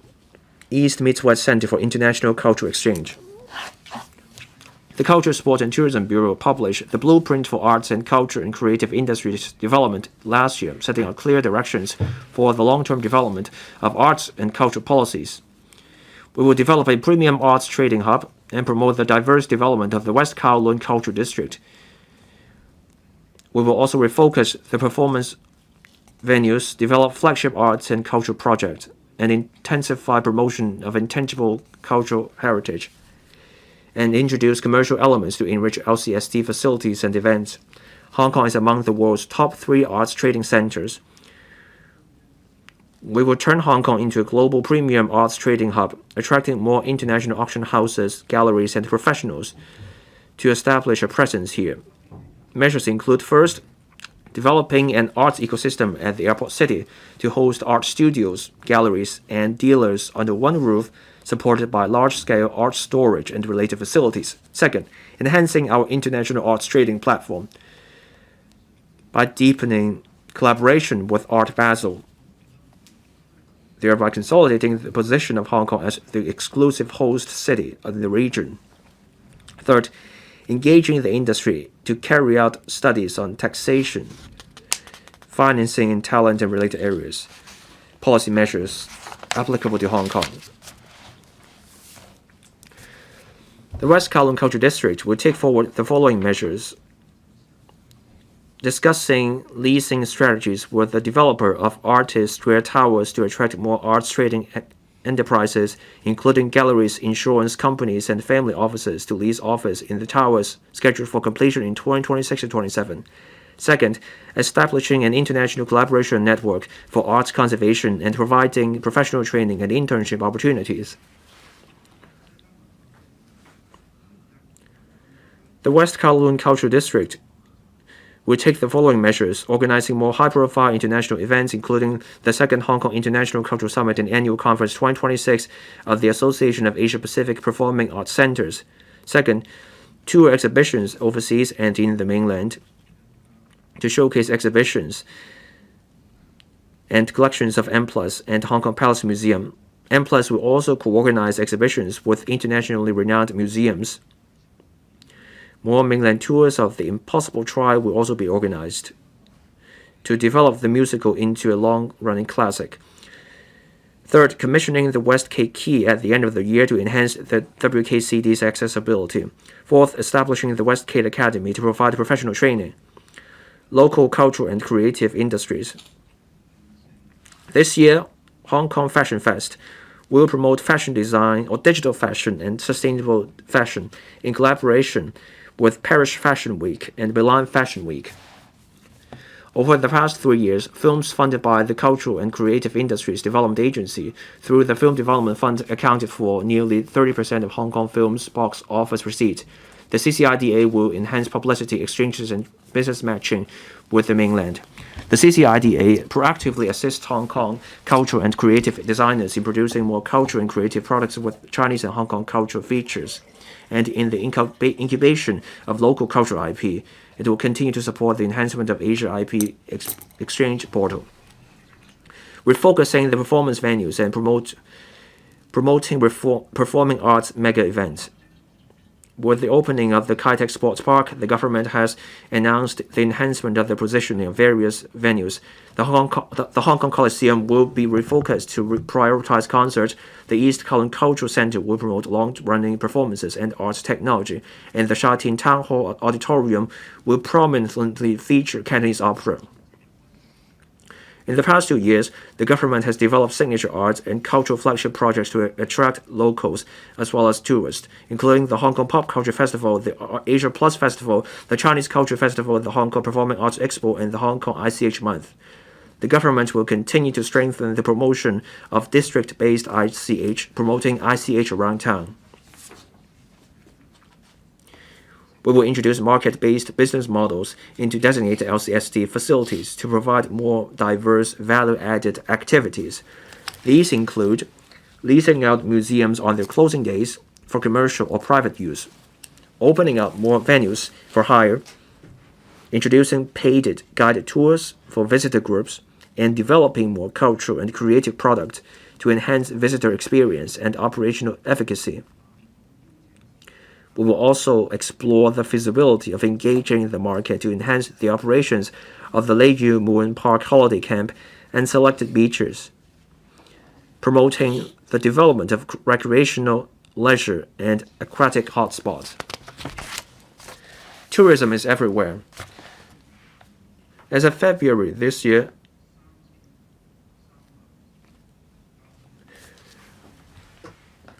The overall visitor arrivals reached 3.2 million, a significant increase of 12% over the same period last year.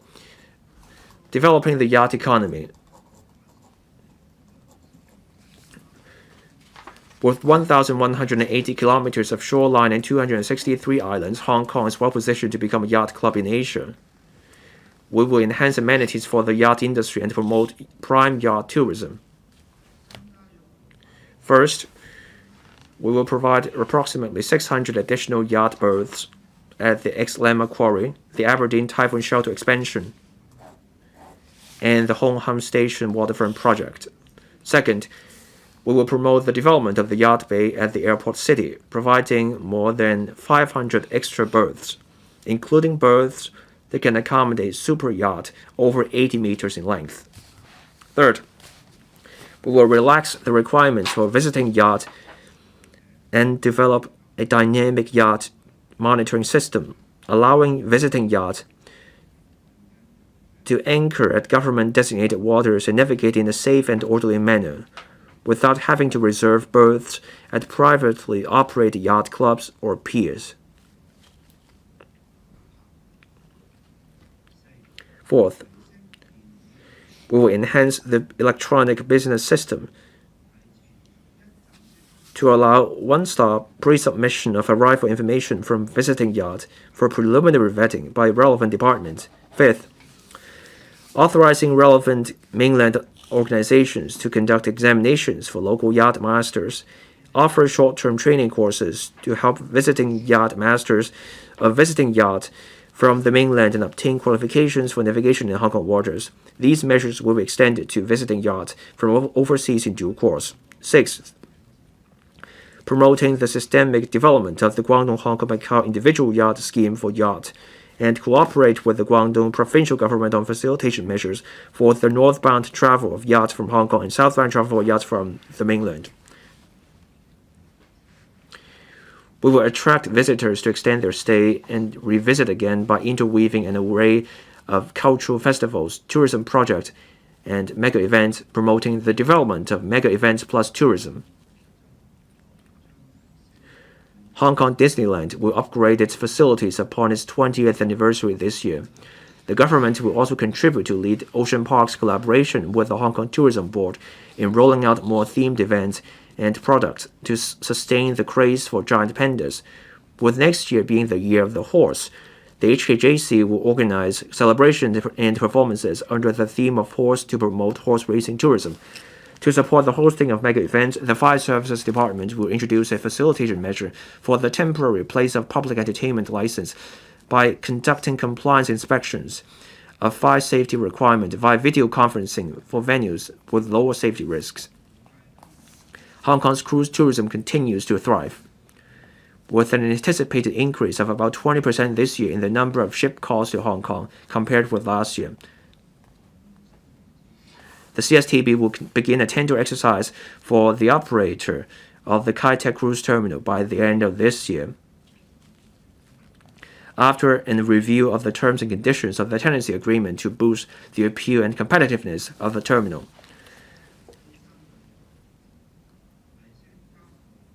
The government will launch the Four Peaks Tourism Project proposed by the Working Group on developing tourist hotspots and improve facilities in country parks. In addition, it will construct new facilities, including a treetop adventure, an open museum of historical relics, and novel campsites. We will also explore suitable means to connect rural attractions such as traditional villages and fields, ancestral halls and study halls, as well as folk activities, etc., enriching visitors' experience of rural eco-tours through strolling and cycling. We will develop a variety of new tourist attractions, such as promoting the red tourism route of Chinese cultural celebrities rescue, creating thematic floral gardens in the 18th district, and promoting various immersive tour projects, including Hong Kong's industrial brand tourism, Old Town Central, Kowloon City, Victoria Park Bazaar, and the opening of the former Yamate police station for public visit. We will also open up the frontier closed areas at Mai Po and Starling Inlet for visitors. The HKTB will stage an enhanced version of the Hong Kong Wine and Dine Festival to step up worldwide promotion of Hong Kong's bar and restaurant offerings, positioning the city as an international culinary hub. We will aestheticize Lan Kwai Fong and the surrounding streetscape in phases to foster community making. The HAD will also refine application guidelines to facilitate the operation of homestay lodgings and holiday camps in rural areas. In addition, the Development Bureau will facilitate the conversion of village houses into homestay lodgings or community eateries. We will offer tailor-made luxury tours for high-spending visitors and work with the industry to offer sophisticated itinerary planning, concierge services, and premium experience.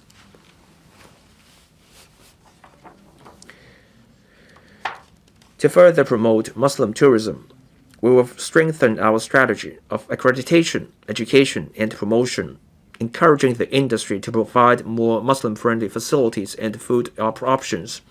The HKTB will launch a funding scheme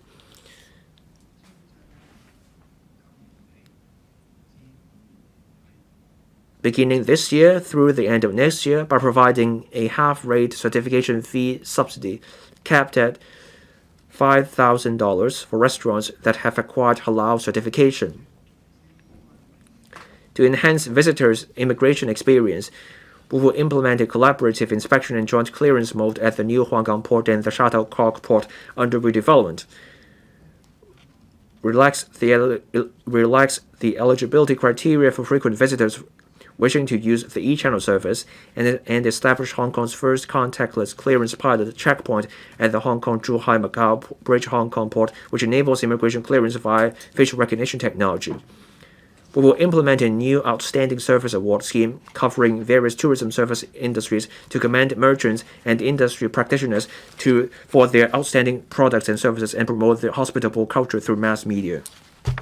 體育發展 Sports development.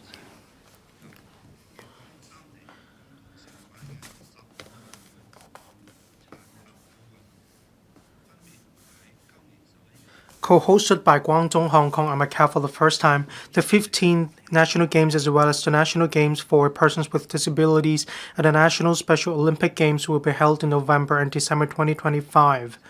We'll spare no effort in staging the competitions to be held in Hong Kong and work with Guangdong and Macau to make the 15th NG and NGDSO a success.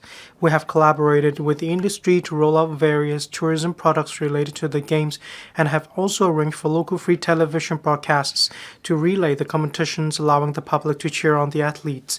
The Kai Ta Sports Park (KTSP) plays a pivotal role in promoting sports mega events and developing sports as an industry, with leverage strengths to drive sports plus mega events development. We'll review the positioning of the Hong Kong Stadium to complement the KTSP and leverage the Hong Kong Stadium's existing facilities to support sports development, such as serving as office space for NSAs, organizing matches and related training, and hosting large-scale sports events. To attract more world-class players to compete in Hong Kong, we have agreed on a multi-year partnership arrangement with Live Golf, one of the most important golf tours in the world.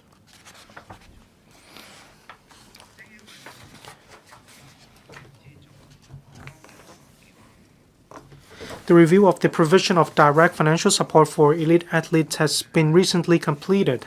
The government will continue to provide financial support for athletes so that they can concentrate on their training within a more financially stable context. Training efficacy will also be enhanced by capitalizing on the R&D outcomes of sports medicine. The Sports Federation and Olympic Committee of Hong Kong, China will prioritize collaboration with NSAs that have relatively established governance frameworks, expedite the implementation of the Code of Governance, and establish a governance paradigm. The government will strive to support Asian or international sports associations to establish presence in Hong Kong through NSAs, while encouraging NSAs to participate in the work of these associations to strengthen the city's international voice and influence.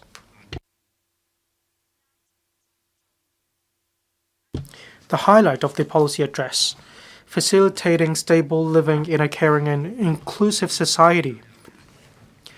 Improving people's livelihood is my key policy priority. Since taking office, the current term government has been striving to build a vibrant economy and promote development. These efforts aim to enhance our economy's long-term competitiveness, generate strong growth momentum, and lay a solid foundation for improving the well-being of our people, ultimately increasing their sense of happiness and well-being. This chapter on livelihood is the longest in this policy address, covering 9 areas that are closely linked to the everyday lives of Hong Kong residents. 1. Increasing housing supply and enriching the housing ladder. Safeguarding the basic housing needs of people of Hong Kong is a top priority of our governance. Since assuming office, I have strengthened housing protection for the grassroots by speeding up the construction of PRH, launching the innovative LPH, that is light public housing, and cracking down on PRH tenancy abuse. With the supply of PRH continuously increasing, the government is now well positioned to further assist the grassroots in achieving home ownership. We will increase the supply of flats under the Home Ownership Scheme HOS and the Green Farm Subsidized Home Ownership Scheme GSH, optimize the sale and alienation restriction arrangements, help more PRH tenants realize home ownership while enabling the owners of subsidized sale flats SAFs enter the private housing market. With Housing Ladder enriched, we can support residents across all walks of life to live and work happily.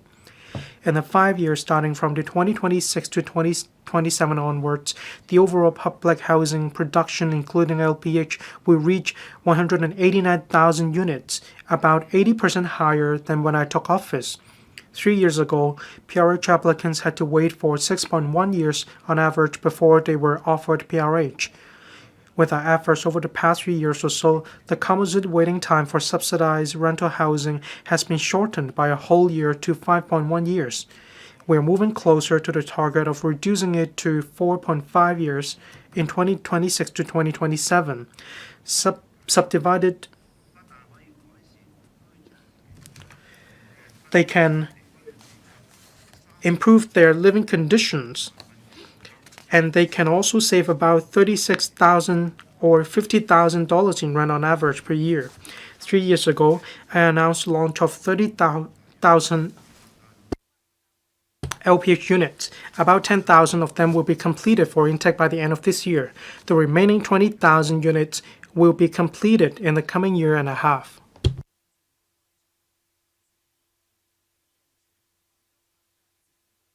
The basic housing unit regulatory regime designed to eradicate substandard SDUs is being scrutinized by the LegCo. Subject to the passage of the bill, the regime will be implemented in March next year. Redeveloping public rental housing estates. The Hong Kong Housing Authority HA will announce redevelopment plans for Ma Ta Wai Estate and San Wan Estate this year. A study will also be conducted on the redevelopment of model housing estate. With the increase in public housing supply, we'll take measured steps to help people of Hong Kong to achieve home ownership. They include the following 6 measures. First, given the supply of HOS flats in the next 5 years is expected to be about 50% more than the 5-year supply when the current term government took office, opportunities for both Green Farm GF and White Farm WF applicants to purchase HOS flats will increase significantly. On the basis that the supply of HOS flats is substantially increasing, we will increase the ratio of quotas between GF and WF from 40 to 60 to 50 to 50 to help more PRH tenants to become owners, while at the same time transferring the original PRH units to waiting list applicants, benefiting both parties at the same time. Second, to increase opportunities for WF applicants to purchase SSF with unpaid premium in the secondary market, the HA will increase the quota of the White Farm Secondary Market Scheme, WSM for short, by 1,000 to 7,000, starting from the next WSM exercise.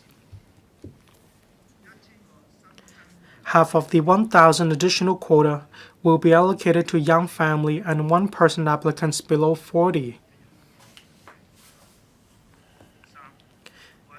Third, to prevent forfeiture of the WSM quota because of personal preferences, the number of approval letters issued by the HKHA will be suitably higher than the quota set under the WSM exercise.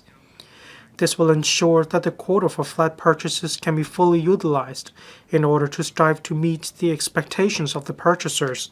Fourth, we will increase the ratio of larger units in HOS and GSH projects in response to market needs. Fifth, we will relax the alienation restriction period of new flats for sale from 15 years to 10 years to encourage upward mobility. This measure will be applicable starting from the next HOS and GSH sale exercises.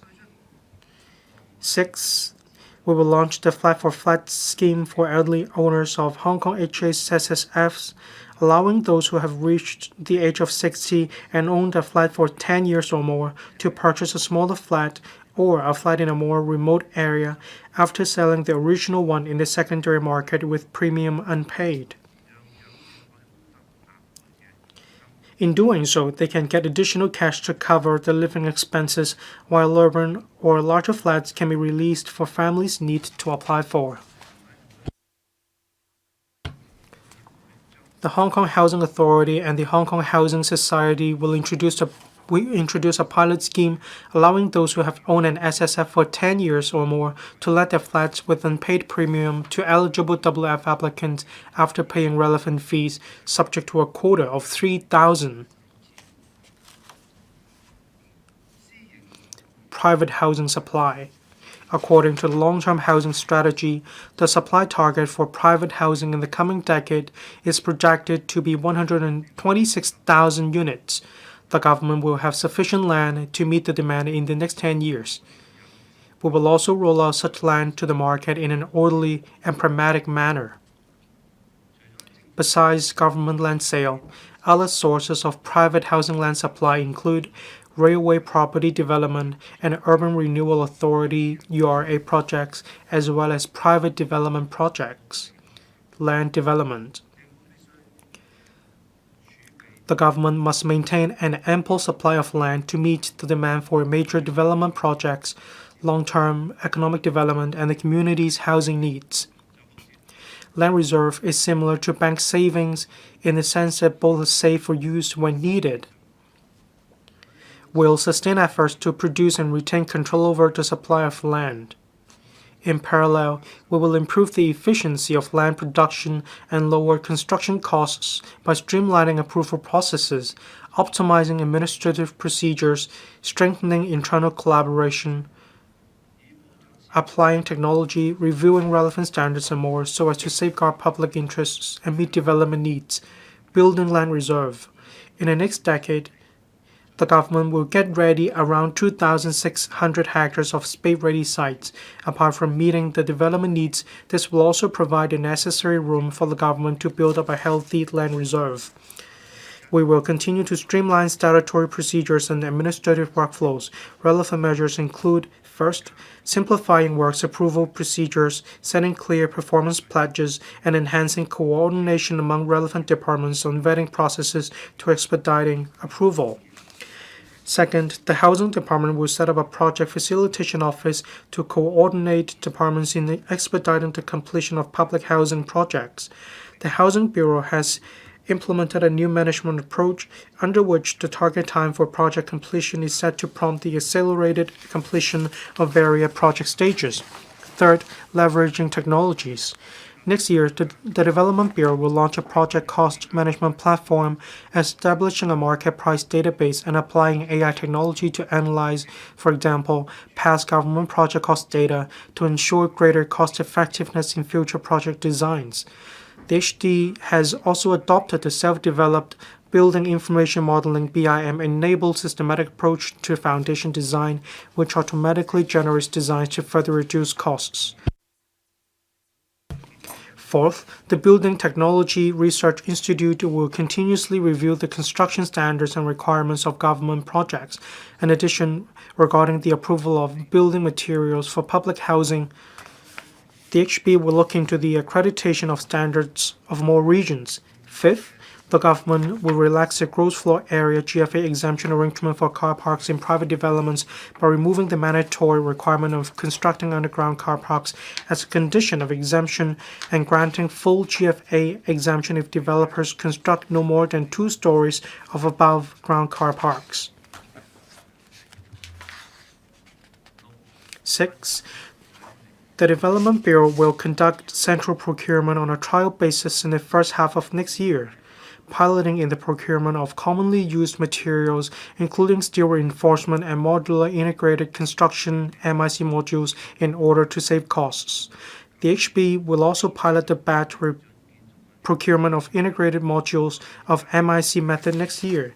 In addition, the HB has established a database of standard building materials covering commonly used materials such as aluminum windows and partition walls to expedite the approval process, releasing industrial land in urban areas. Since 2000, the Planning Department has conducted 5 rounds of area assessments of industrial land in the territory. Some of the industrial land have been rezoned for other uses such as residential and business uses. The government will commence a new round of study this year and put forward recommendations next year, including the way forward for the revitalization scheme for industrial buildings. Embracing a new mindset, we will explore the use of newly developed land to take forward urban renewal. Relevant measures include, first, relaxing the current arrangement for the transfer of plot ratio within the same district to allow the cross-district transfer of unutilized plot ratio from redevelopment projects to other districts or even NDAs to enhance market incentive for redevelopment. Second, reserving 3 sites in Kutong North and Fanling North NDAs in the Northern Metropolis for the URA to construct new buildings, which will be used as replacement flats under the flat-for-flat scheme in the future. Third, suitably increasing the plot ratio of private redevelopment projects on a pilot basis for the 7 designated areas with more pressing redevelopment need, allowing the increased plot ratio to be transferred for utilization in Northern Metropolis or other districts, or to be used for offsetting the premium payable for bidding land, lease modification in other projects, or in situ land exchange.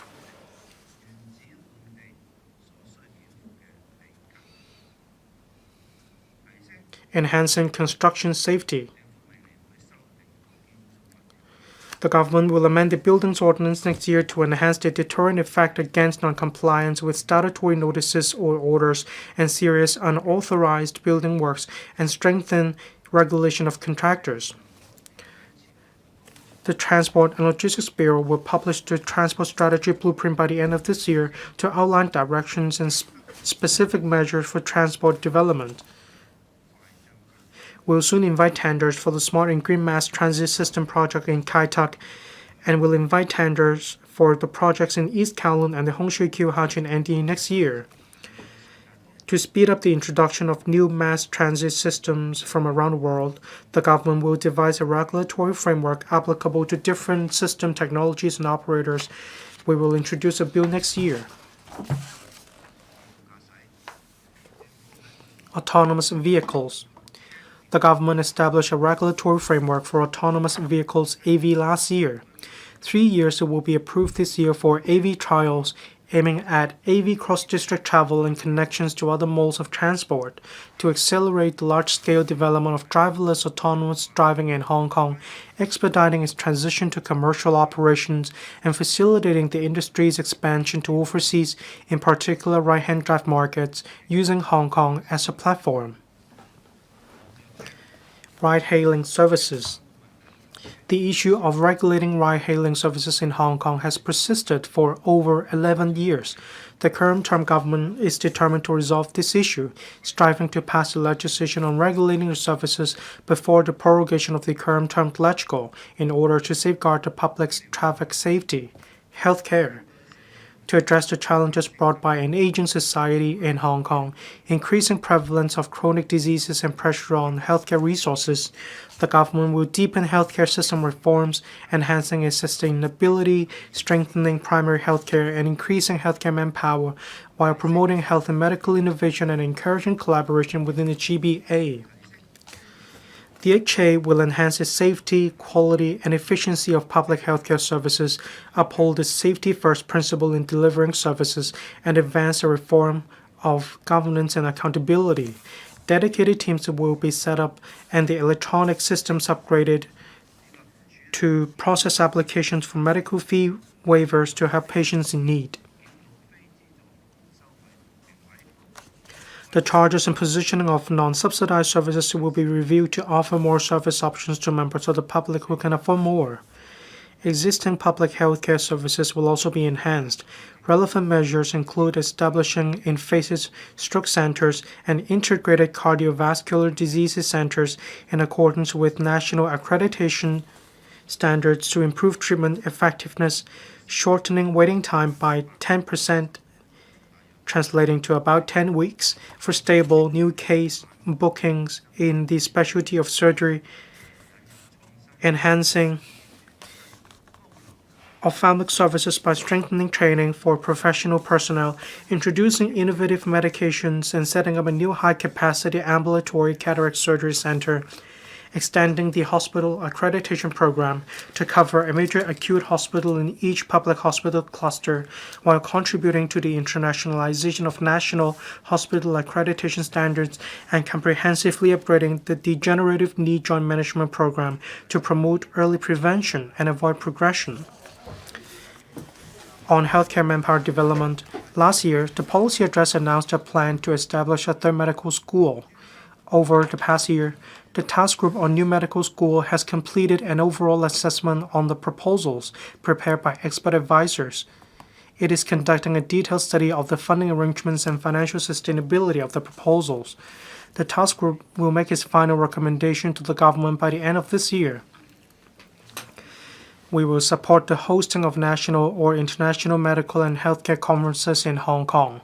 DHA will also launch a talent chain project to build a collaborative platform integrating clinical services, teaching, and research.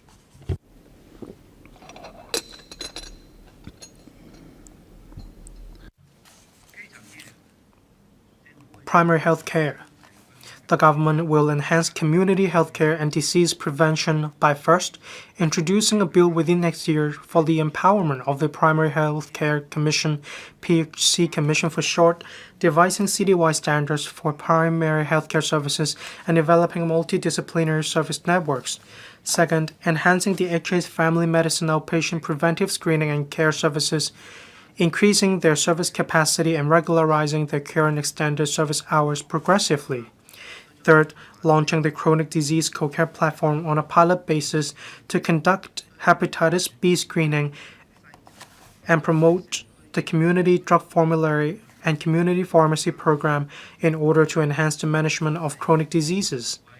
Fourth, preparing to integrate the services of elderly health centers into the district health network in phases and expanding the services of 3 district healthcare expresses to expedite the establishment of district health centers DHC across all 18 districts in Hong Kong. Fifth, bolstering public and subsidized dental services by enhancing oral health education, oral hygiene instructions, and risk assessments in the community through DHCs and non-governmental organizations, NGOs. Cancers. The government will consolidate Hong Kong's leading position in cancer research and services. We will, first, collaborate with the National Cancer Center. Second, support the hosting of the World Cancer Congress 2026 in Hong Kong.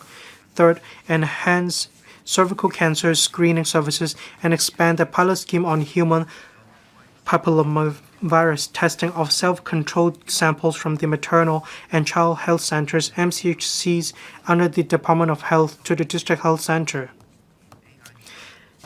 Fourth, enhance cancer screening technology through commissioning local universities to explore the use of AI-aided lung cancer screening. Fifth, enhance treatment efficacy and reduce side effects by expanding genetic and related testing services. Sixth, leverage cancer data and biological resources to advance oncology research. accelerate the development and translation of anti-cancer drugs and related innovative therapies, speed up the evaluation and approval of innovative anti-cancer drugs under the 1+ mechanism, and evaluate and introduce these drugs into the HA drug formulary. Seventh, increase the HA's capacity of services and acquire additional medical equipment. Chinese medicine development. The Chinese Medicine Hospital of Hong Kong (CMHHK) and the permanent premises of the Government Chinese Medicines Testing Institute will start operation in phases from December this year. The government will boost the promotion of Chinese medicine. Measures include, first, publishing the Chinese Medicine Development Blueprint by the end of this year. The blueprint will cover establishing a governance framework and service system, leveraging strength and advancing integrated Chinese to Western medicine services, promoting scientific research and innovation, cultural heritage, and more. Second, rolling out a range of CM services for special diseases by the CMHHK in its first year, including degenerative diseases, stroke rehabilitation, and other common diseases among the elderly. Third, promoting the sharing of electronic health records in the CM sector through e-health and expanding the shareable scope of EHRs on e-health between CM and Western medicine practitioners. Fourth, developing ICWM services by expanding the HA's knee osteoarthritis program to all hospital clusters and commencing the palliative care pilot program.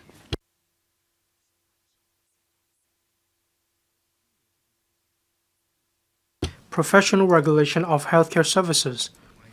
The government will strengthen the functions of the DH in regulating healthcare facilities and healthcare professionals. It will consult the legislature in the first half of next year on the implementation of the Private Healthcare Facilities Ordinance to prohibit unauthorized premises from using certain titles or descriptions. It will also step up law enforcement against unlicensed persons. Mental health. Through a strategy of identification, intervention, and treatment, the government places great importance on the public's mental health and has introduced a 3-tier school-based emergency mechanism. We also place equal emphasis on prevention, which involves building families, friendships, and interpersonal networks, focusing on the development of interests and personality and creating supportive environments in schools and workplaces. All these initiatives require joint efforts, bringing together the government, the community, and families, as well as professional support and treatment when needed. The government will enhance 9 measures in the following aspects. First, regularizing the 3-tier emergency mechanism in secondary schools and extending it on a trial basis to primary 4 to 6 students to strengthen support for those in need. Second, utilizing the dedicated fund for subvented welfare service organizations, providing training for enhancing school social workers' capabilities in handling students' mental health issues.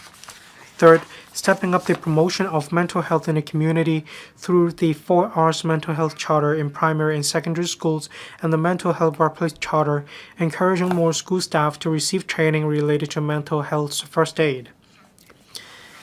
A special recognition category will be introduced to commend schools and organizations that arrange a specific number of staff members to receive mental health training, such as mental health first aid. Fourth, launching the pilot program on training for a mental health promotion ambassador to mobilize and train mental health promotion ambassadors in order to promote healthy lifestyles, foster resilience, and establish care support networks. Fifth, social media have profound impacts on the mental health of children and adolescents. The DH will update relevant guidelines to mitigate the impact of social media on the health of children and adolescents. Sixth, basic mental health program has already been made a compulsory subject for first-year students in some tertiary institutions, with related support provided for students in need. The government will encourage more institutions to promote mental health on campus. Seventh, currently, 3 DHCs provide free mental health assessments and arrange follow-up services under the Healthy Mind pilot project, producing satisfactory results. The government will extend the project in 2026 to cover 6 more DHCs with follow-up services to be provided by practitioners with an academic background and training in fields such as psychology or counseling. Eighth, leveraging technologies to enhance mental health services. Initiatives include strengthening telehealth services for psychiatric day hospitals and outreach services to provide suitable patients with more convenient service options, and enhancing the text counseling platform for online emotional support and the cyber youth support teams of the Social Welfare Department (SWD) by strengthening AI application for more precise identification of high-risk targets in need of support.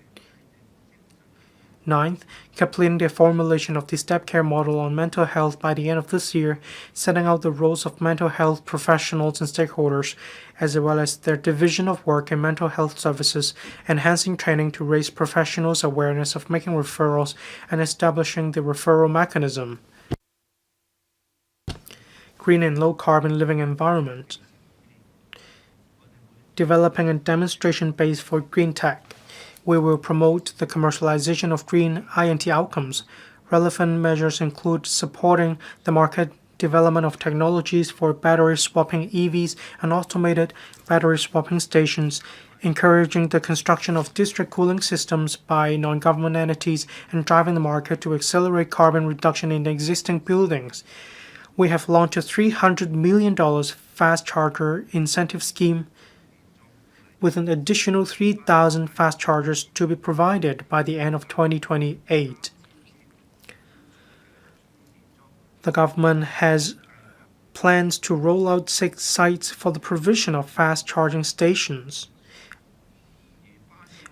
Bus operators will open up their charging facilities for use by other vehicles. Reducing waste and recycling it to achieve zero landfill. The disposal rate of municipal solid waste has been declining for the past few years. We will continue to optimize service hours and locations of green and community facilities, support recycling initiatives in residential buildings, and promote waste separation in PRH estates. The government continues to increase the number of food waste smart recycling bins and collection facilities in residential areas this year, working towards a goal of 1 bin per block in PRH estates. iPark 1 will progressively begin operation by the end of this year. To expand our waste-to-energy capacity, the government will seek funding approval from the Legislative Council next year for the construction of iPark 2, Hong Kong's first modern recycled paper pulping facility located at Eco Park. Will start trial operation by the end of this year. Jointly developing the GBA into a beautiful Bay Area. Hong Kong will take part in developing the GBA into an international, first-class, beautiful Bay Area, with Victoria Harbour as a core for development together with the Mears Bay and Port Shelter. We'll take forward measures on the prevention and control of nearshore pollution, coordinated protection of ecosystems and shoreline remediation to support the initiative of developing beautiful bays advocated in our country's 14th Five-Year Plan. 支援中小企。 Supporting the local economy and supporting small and medium enterprises. Hong Kong is home to some 360,000 SMEs. They are the pillars of our economic development. To better cope with the city's economic restructuring, the government will launch 11 measures to enhance support for SMEs. First, enhancing the application period for the 80% guarantee product under the SME financing guarantee scheme for 2 years, and further extending the principal moratorium arrangement for another year. The government will encourage banks to continue to adopt an accommodating and more flexible approach when processing loans by enterprises with sound repayment ability. Second, fees and charges concessions. This is to ease the pressure on business operations. The government will reduce water and sewer charges for non-domestic accounts by 50%. Subject to a monthly ceiling of $10,000 and $5,000 respectively per account. About 260,000 non-domestic accounts are expected to benefit from the measure. We will also reduce the trade affluent surcharge by 50%. This is expected to benefit about 35,000 businesses, mainly in the catering industry. In addition, fees for the first issue or renewal of licenses and permits, including those for hawkers, food businesses, agriculture and fisheries industries, and liquor licenses, will be waived. This is expected to benefit over 60,000 licensees. The above measures will be implemented for a year. Considering that the original estimate for the government's average annual capital works expenditure in the coming 5 years was about $120 billion, we will earmark an additional $30 billion in the next 2 to 3 years to increase expenditure on works projects, driving sustained economic development. Fourth, streamlining the restaurant licensing regime. In this regard, new operators with provisional licenses are currently allowed to begin business while seeking to complete their formal license application. This arrangement of license first, inspection later has further expedited approval procedures, whereas simplified administrative procedures have enabled new operators of restaurants that have changed hands to start business even sooner. To further expedite the approval process of applications for outside seating accommodation or OSA of restaurants, the Food and Environmental Hygiene Department will adopt a new way by proactively coordinating various relevant departments to undergo joint vetting to resolve the matter together and, when necessary, escalate the process regarding complicated applications to the relevant permanent secretary or even the deputy chief secretary for administration for steel. At the same time, the procedures will be streamlined, including adopting standardized government rent for OSA and allowing some applications to proceed without the requirement for increasing kitchen area and bathroom facilities. As for applications involving walkways with the remaining width of 3 meters or more after the provision of OSA, they will generally be considered as meeting the basic traffic requirements and do not have to be reviewed case by case. Fifth, injecting $1.43 billion into the Bud Fund and expanding its geographical scope to cover 8 more economies, including Belt and Road countries. We will also enhance promotion and facilitate the participation of companies in exhibitions and export marketing activities through EasyBud. Sixth, increasing financing support for local e-commerce businesses and expanding the coverage of free buyer credit checks through the Hong Kong Export Credit Insurance Corporation.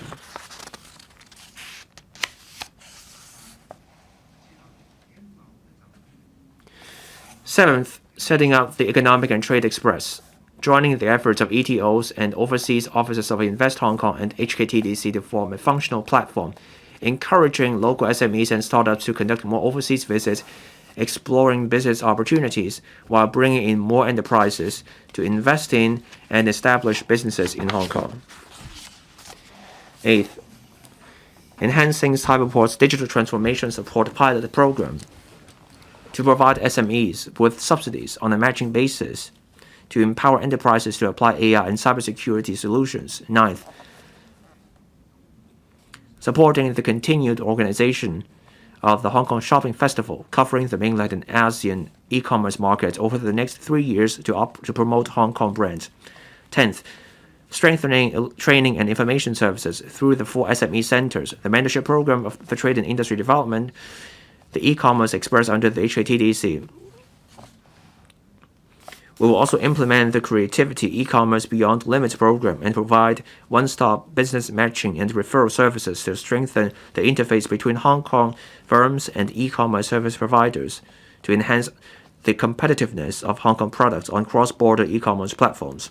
11th, we will launch a 2-year pilot scheme to support local small and medium INT enterprises with patent evaluation, diversifying the economy, developing the food industry.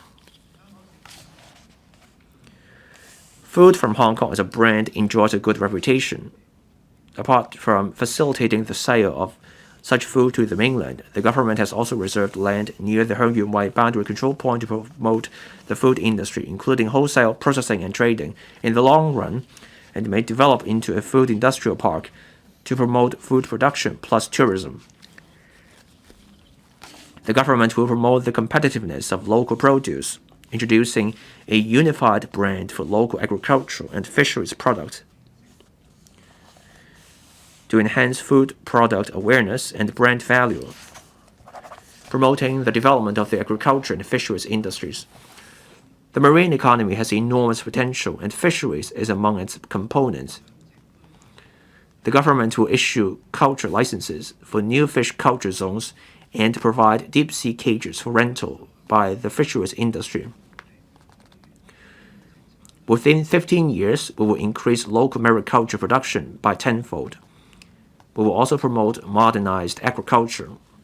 The government will also facilitate the livestock sector to construct the first environmentally friendly multi-story pig farm in Luowu.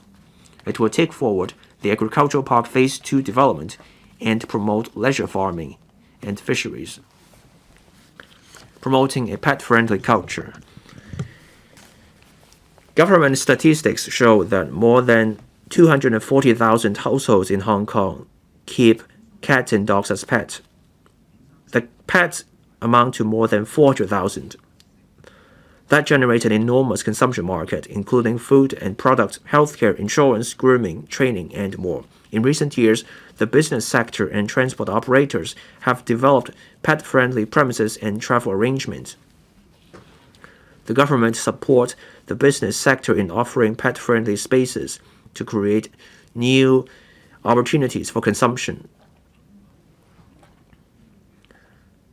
The government will introduce a licensing arrangement allowing operators to let dogs enter their food premises.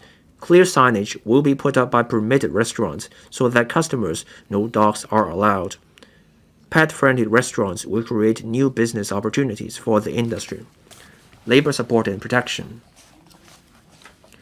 In the face of accelerated industrial transformation and ever-evolving technological development, our workforce must continuously acquire new skills and seize new opportunities. We will ensure the employment priority of local workers and rigorously combat illegal employment. To enhance the competitiveness of Hong Kong's workforce and enlarge the talent pool, we will reform the Employees Retraining Board and optimize the Employment Allowance Pilot Scheme. We will strengthen labor protection, including protecting digital platform workers and enhancing occupational safety and health. Ensuring employment priority of local workers. As our population continues to age, Hong Kong faces a declining labor force. Importing labor on an appropriate scale helps ease manpower shortages and serves Hong Kong's overall interests. To ensure the employment priority of local workers, we will take measures to combat the abuse of the enhanced supplementary labor scheme starting tomorrow. When applying to import waiters, waitresses, and junior cooks under the ESLS, employers will be required to extend the local recruitment process from 4 weeks to 6 weeks, during which they must once a week attend an on-site job fair organized by the Labor Department. Second, implement the manning ratio requirement more stringently, such that it is calculated on posts being applied for, but not on all posts engaged by an employer. In other words,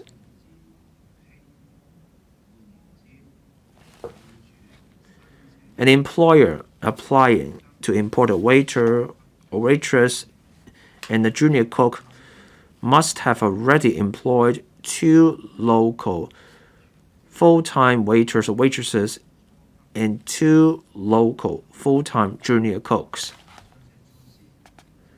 The above measures aim to combat abuse in a targeted manner, focusing on job categories with more imported workers, while ensuring businesses with genuine difficulties in local recruitment are allowed to import supplementary labor in an orderly manner to avoid business closures and collateral damage to existing employees who could lose their jobs. In addition, the Labor and Welfare Bureau has just begun a midterm update of the manpower projection with a focus on analyzing data of industries with a large number of imported labor. The update will be completed in 2026. The LWB will give priority to analyzing the data so that they can provide the findings in advance. The government will step up efforts to combat illegal employment, establish a hotline for reporting illegal workers, strengthen intelligence collection, and mount interdepartmental joint enforcement operations to safeguard the employment opportunities for local workers, reforming the Employees Retraining Board and strengthening local skills training. In my last policy address, I announced the reform of the ERB.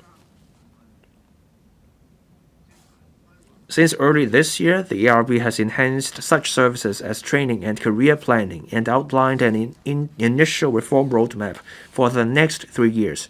The ERB will strengthen its industry consultative mechanism and identify demand for and gaps in core skills in a targeted manner to devise a skills-based training framework. It will work with higher education institutions and guide other training bodies in developing courses of various types and levels to fill the skill gaps. Now, for sectors with a higher unemployment rate, there will be dedicated support. In the future, the ERB will launch micro-credential courses recognized by industries. This is to give greater flexibility to trainees so that trainees can leverage the flexible modes of learning. When the ERB finalizes the full implementation of the new arrangement, the government will attend the Employees Retraining Ordinance accordingly. In July last year, the Labor Department launched the 3-year Reemployment Allowance Pilot Scheme. The scheme has been well received, with over 50,000 participants and more than 27,000 placements recorded as of August this year. The LD will continue to collect and collate information and data on the participants and placement of the scheme, conducting a midterm review in the first quarter of next year, along with the employment program for the elderly and middle-aged, to explore measures promoting silver employment.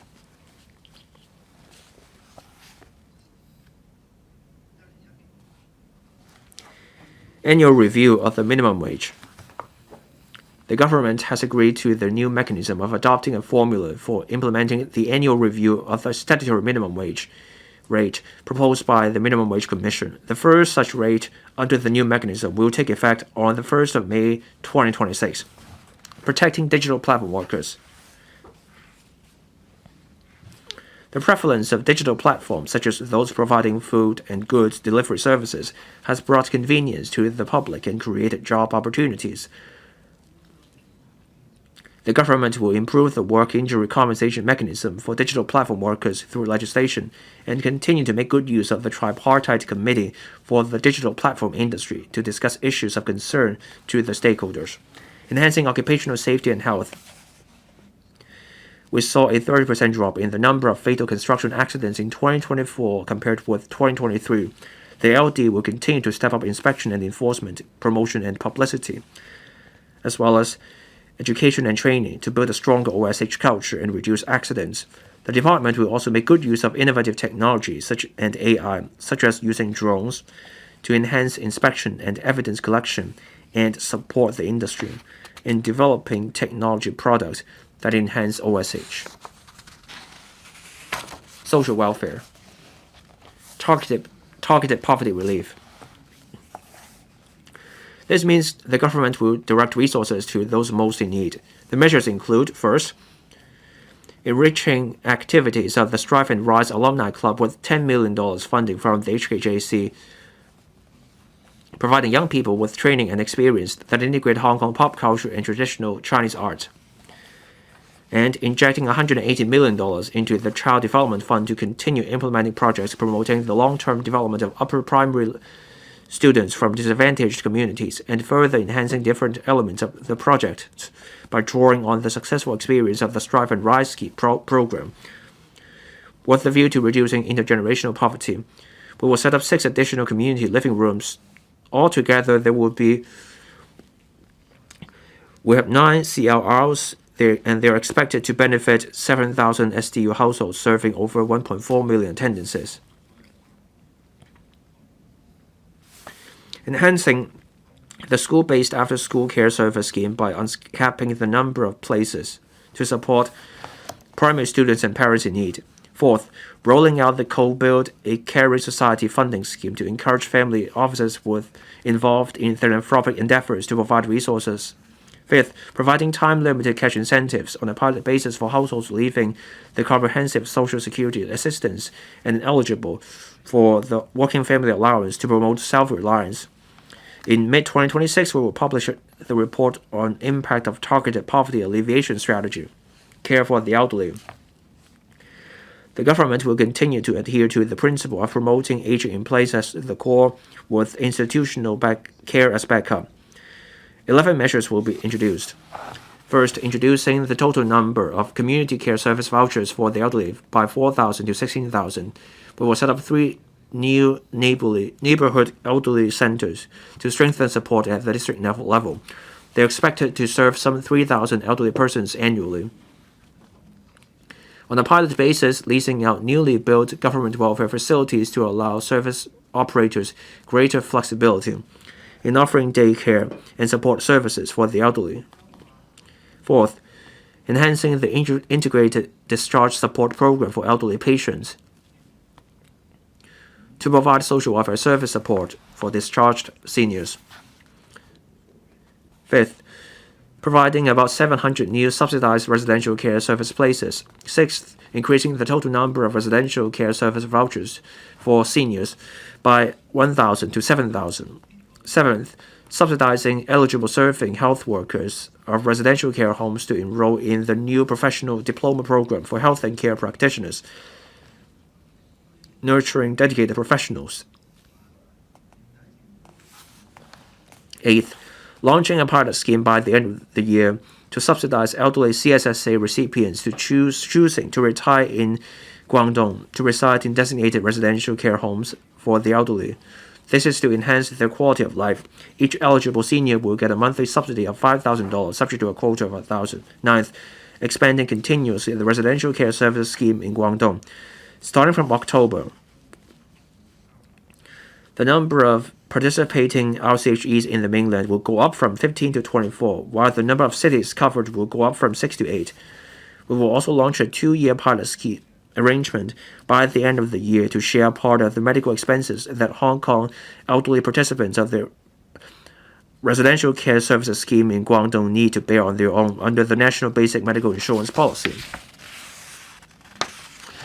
Finally, helping Hong Kong elderly recipients retiring in Guangdong and Fujian provinces by providing an option to receive government assistance directly through their bank accounts with designated mainland account. Carers play an important role in supporting elderly persons and persons with disabilities. When carers are given appropriate support to ease their physical and mental stress, they are better able to take care of seniors and PWDs.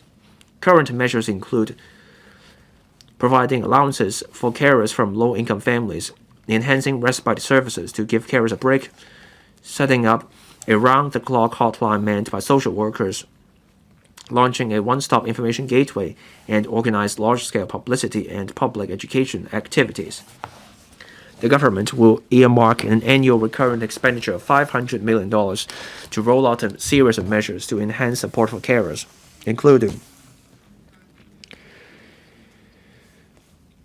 launching the first phase of the Carer Support Data Platform, which initially connects the data of the SWD, the HA, and the HAHA, and progressively connecting the data of more government departments and public organizations to expand the Carer Support Data Platform. Second, upon learning from the HA that a high-risk carer has been hospitalized, The SWD will arrange outreach to the care recipients and offer emergency support according to their needs. Third, consolidating the data of the HAHA and the SWD to identify high-risk carers of elderly persons and carers of PWDs, as well as singleton or doubleton elderly households lacking community support. Care teams will be deployed to conduct visits. Fourth, we will continue to implement the care team scheme on supporting elderly and carers for 3 years. They will help those seniors install emergency alarm systems. Fifth, we will install an intelligent accident detection system. Sixth, we will continue the implementation of the Support for Carers project for 3 years and with a view to providing training for frontline property management personnel in assisting carers in need. Seventh, we will enhance the existing AI chatbot function of the Information Gate for carers. Support for persons in rehabilitation. The government will work with universities to formulate guidelines for consumers of rehabilitation products, including electric wheelchairs, electric smart beds, and robotic exoskeletons and pilot items. The guidelines will set up basic technical and operational requirements of rehabilitation products to assist the elderly, PWDs, and their carers in selecting suitable products. There will be 80 extra places under the BOD Place scheme for private residential care homes for PWDs, 220 places at special childcare centers, 100 places at day activity centers, and 50 places at hostels for severely mentally handicapped persons. Support for aging persons with disabilities. In 2026, the government will progressively introduce one-stop support and care services at hostels for severely and moderately mentally handicapped persons, and increase the number of extended care places at hostels co-located with DACs or integrated vocational rehabilitation services centers. These measures will free up about 700 day rehabilitation training places, providing day training for PWDs living in the community and easing the pressure on carers. Social development. Establishing a working group on aging society strategies. Aging is a global issue.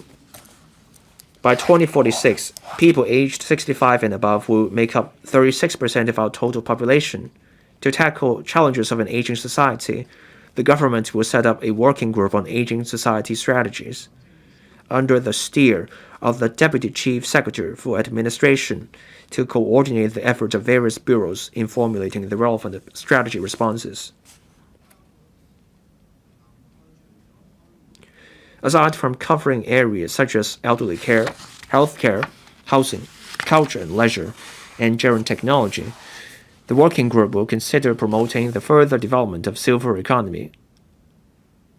The working group will take into account the views of the Elderly Commission, and this work will involve all 15 bureaus in the work. The report will be submitted next year. Promoting women's development. We will increase the annual funding of the Women Empowerment Fund from $20 million to $30 million. Next year, the government will also host the second Family and Women Development Summit, Hong Kong, promoting fertility. The current term government has shifted from the previous non-interventionist policy. In 2023, the government launched a package of measures.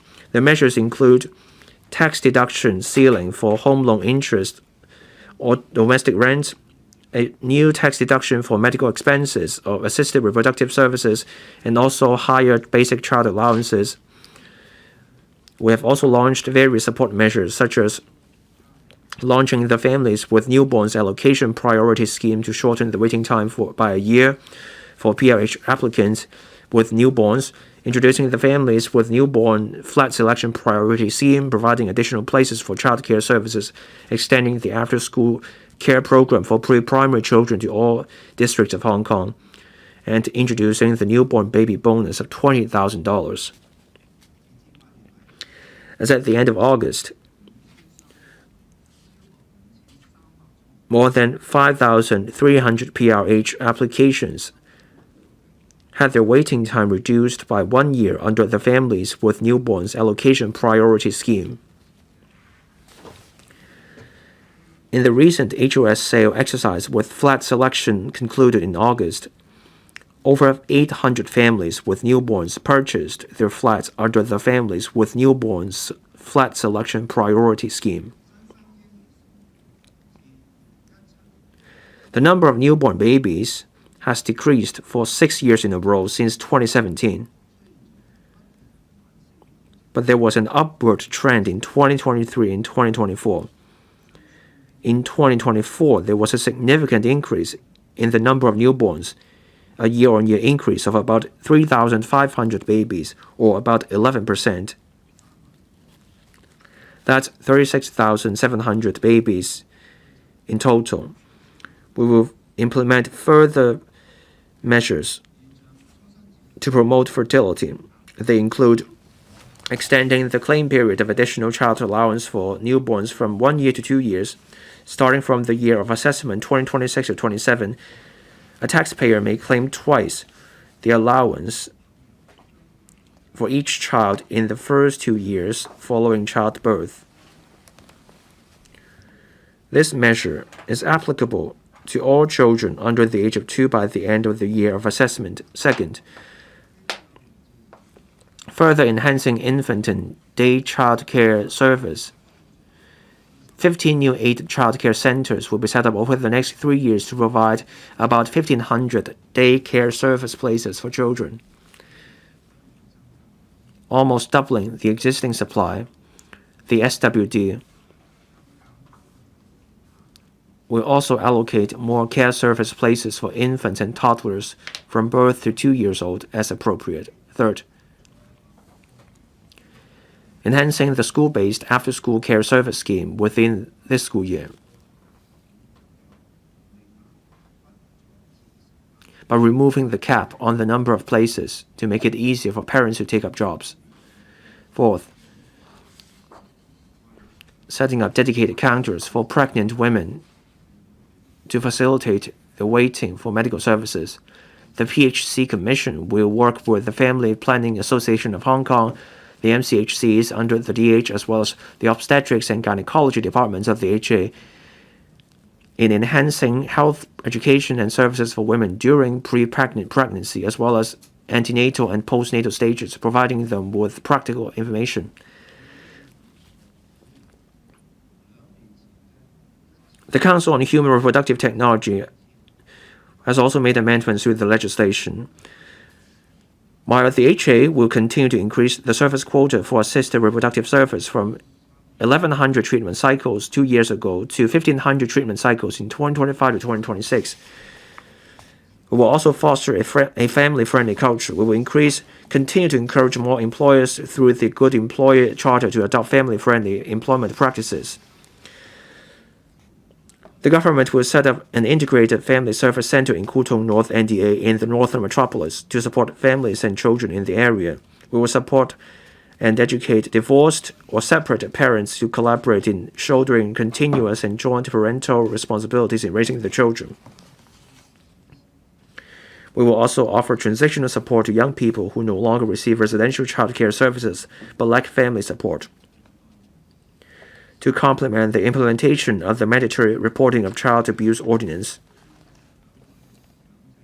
the government has promulgated the Guide for Mandated Reporters to assist mandated reporters in mastering child protection principles, and will continue to provide training and relevant resources for specified professionals from the social welfare, education, and healthcare sectors. The EDB will step up promotion of positive parenting education.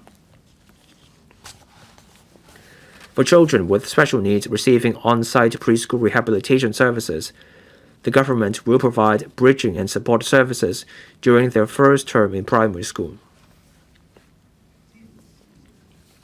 Support for ethnic minorities. Ethnic minorities, or EMs, are an important members of the Hong Kong community. The government has been striving to support EMs on various fronts.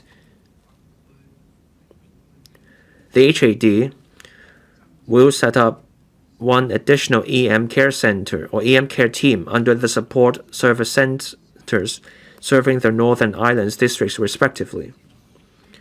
The department will also establish a youth network and a women's network at the 10 support service centers for EMs to organize activities specifically for EM youth and women. This year, the government will also set up an additional interpretation and translation service center for EMs. We will strengthen the promotion of messages and radio programs related to racial integration. The Health Bureau will also run a pilot project of providing emotional support and counseling services for EMs through a service center. We will continue the government department internship program for EM post-secondary students and provide basic workplace Chinese training. Government departments may design their own job-oriented language tests to provide an additional channel for applicants who meet language proficiency appointments. We will also continue to disseminate government recruitment information to EMs to attract talent from different backgrounds to join the civil service. In the 2026-27 school year, the Hanyu Shuiping 考试 Chinese proficiency test learning materials tailored for non-Chinese speaking students will be extended from the upper primary level to the junior secondary level. We will also continue to provide after-school Chinese language courses and organize cross-school teacher learning communities, care teams. These care teams will begin their second term of service. We have set up 3 additional care teams and revised the KPIs for the second term of service. To enable care teams to continuously enhance their services, the government has increased the subsidy by 50% in accordance with last year's policy address and provided these care teams with additional administrative support, including hiring administrative staff. As for emergency support, we will enhance training so that care teams can continue to strengthen ties with government departments, public utilities, and district organizations. Improving building management. To achieve this, the HAD will implement a number of measures, including establishing working groups under DCs,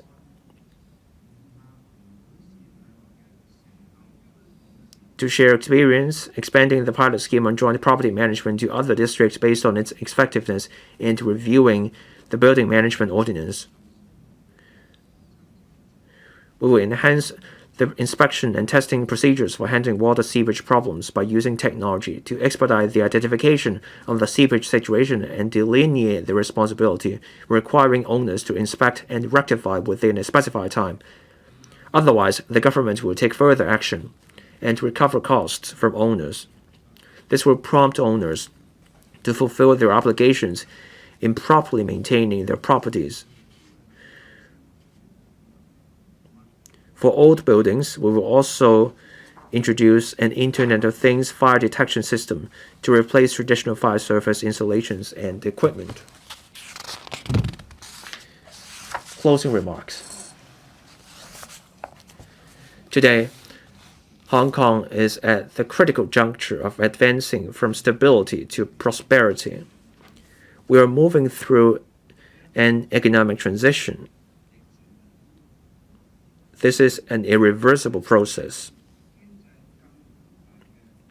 This is an essential process for a stronger and more robust economy in the future. Over the decades, Hong Kong has undergone multiple economic transitions. Once, the bustling Sheung Wan night market sold paraffin lamps that were big business until modern malls made them unnecessary. Bustling factories that once competed for female labor have since relocated their production lines to the mainland, opening new horizons for the manufacturers. Pagers, once a common sight in every hand, have been replaced by smartphones, leaving behind empty pager shops as relics of a past era. Each change brought a stronger economy and higher income for the people. These transformations were possible because generations of Hong Kong people have worked hard, stayed flexible, and never given up. That grit is part of our DNA.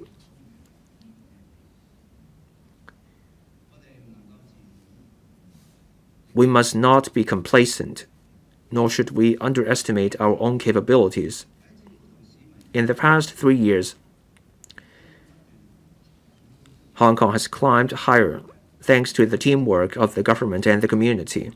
We have risen 1 spot to become the world's 3rd largest international financial center, and our overall competitiveness has jumped 4 places to also rank 3rd globally. In talent competitiveness, we have left 12 spots, now sitting at 4th in the world. The number of registered local companies has hit a record high, as has the number of non-local companies setting up operations in Hong Kong. The median household income has grown by 11% as well, an increase of $3,000. These numbers and ranks tell a story. They point to international confidence and also our city's vibrancy and stability. The world is changing. Hong Kong faces challenges and is also presented with opportunities in this changing world. Our country is the world's 2nd largest economy, is our staunchest supporter and the source of our biggest opportunities. Combined with Hong Kong's international prospect, our opportunities far outweigh the challenges. By working together, innovating, embracing reform, we will turn our beloved Hong Kong into an even better home for everyone. The Pearl of the Orient will keep shining brighter than ever before. Thank you, President.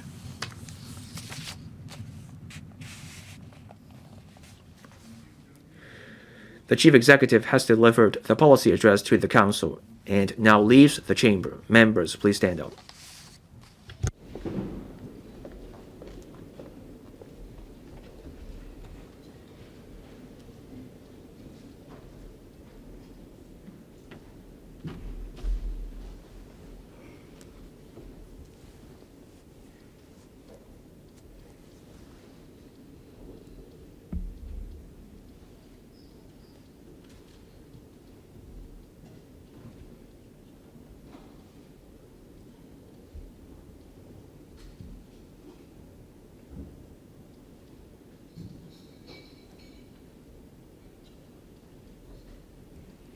I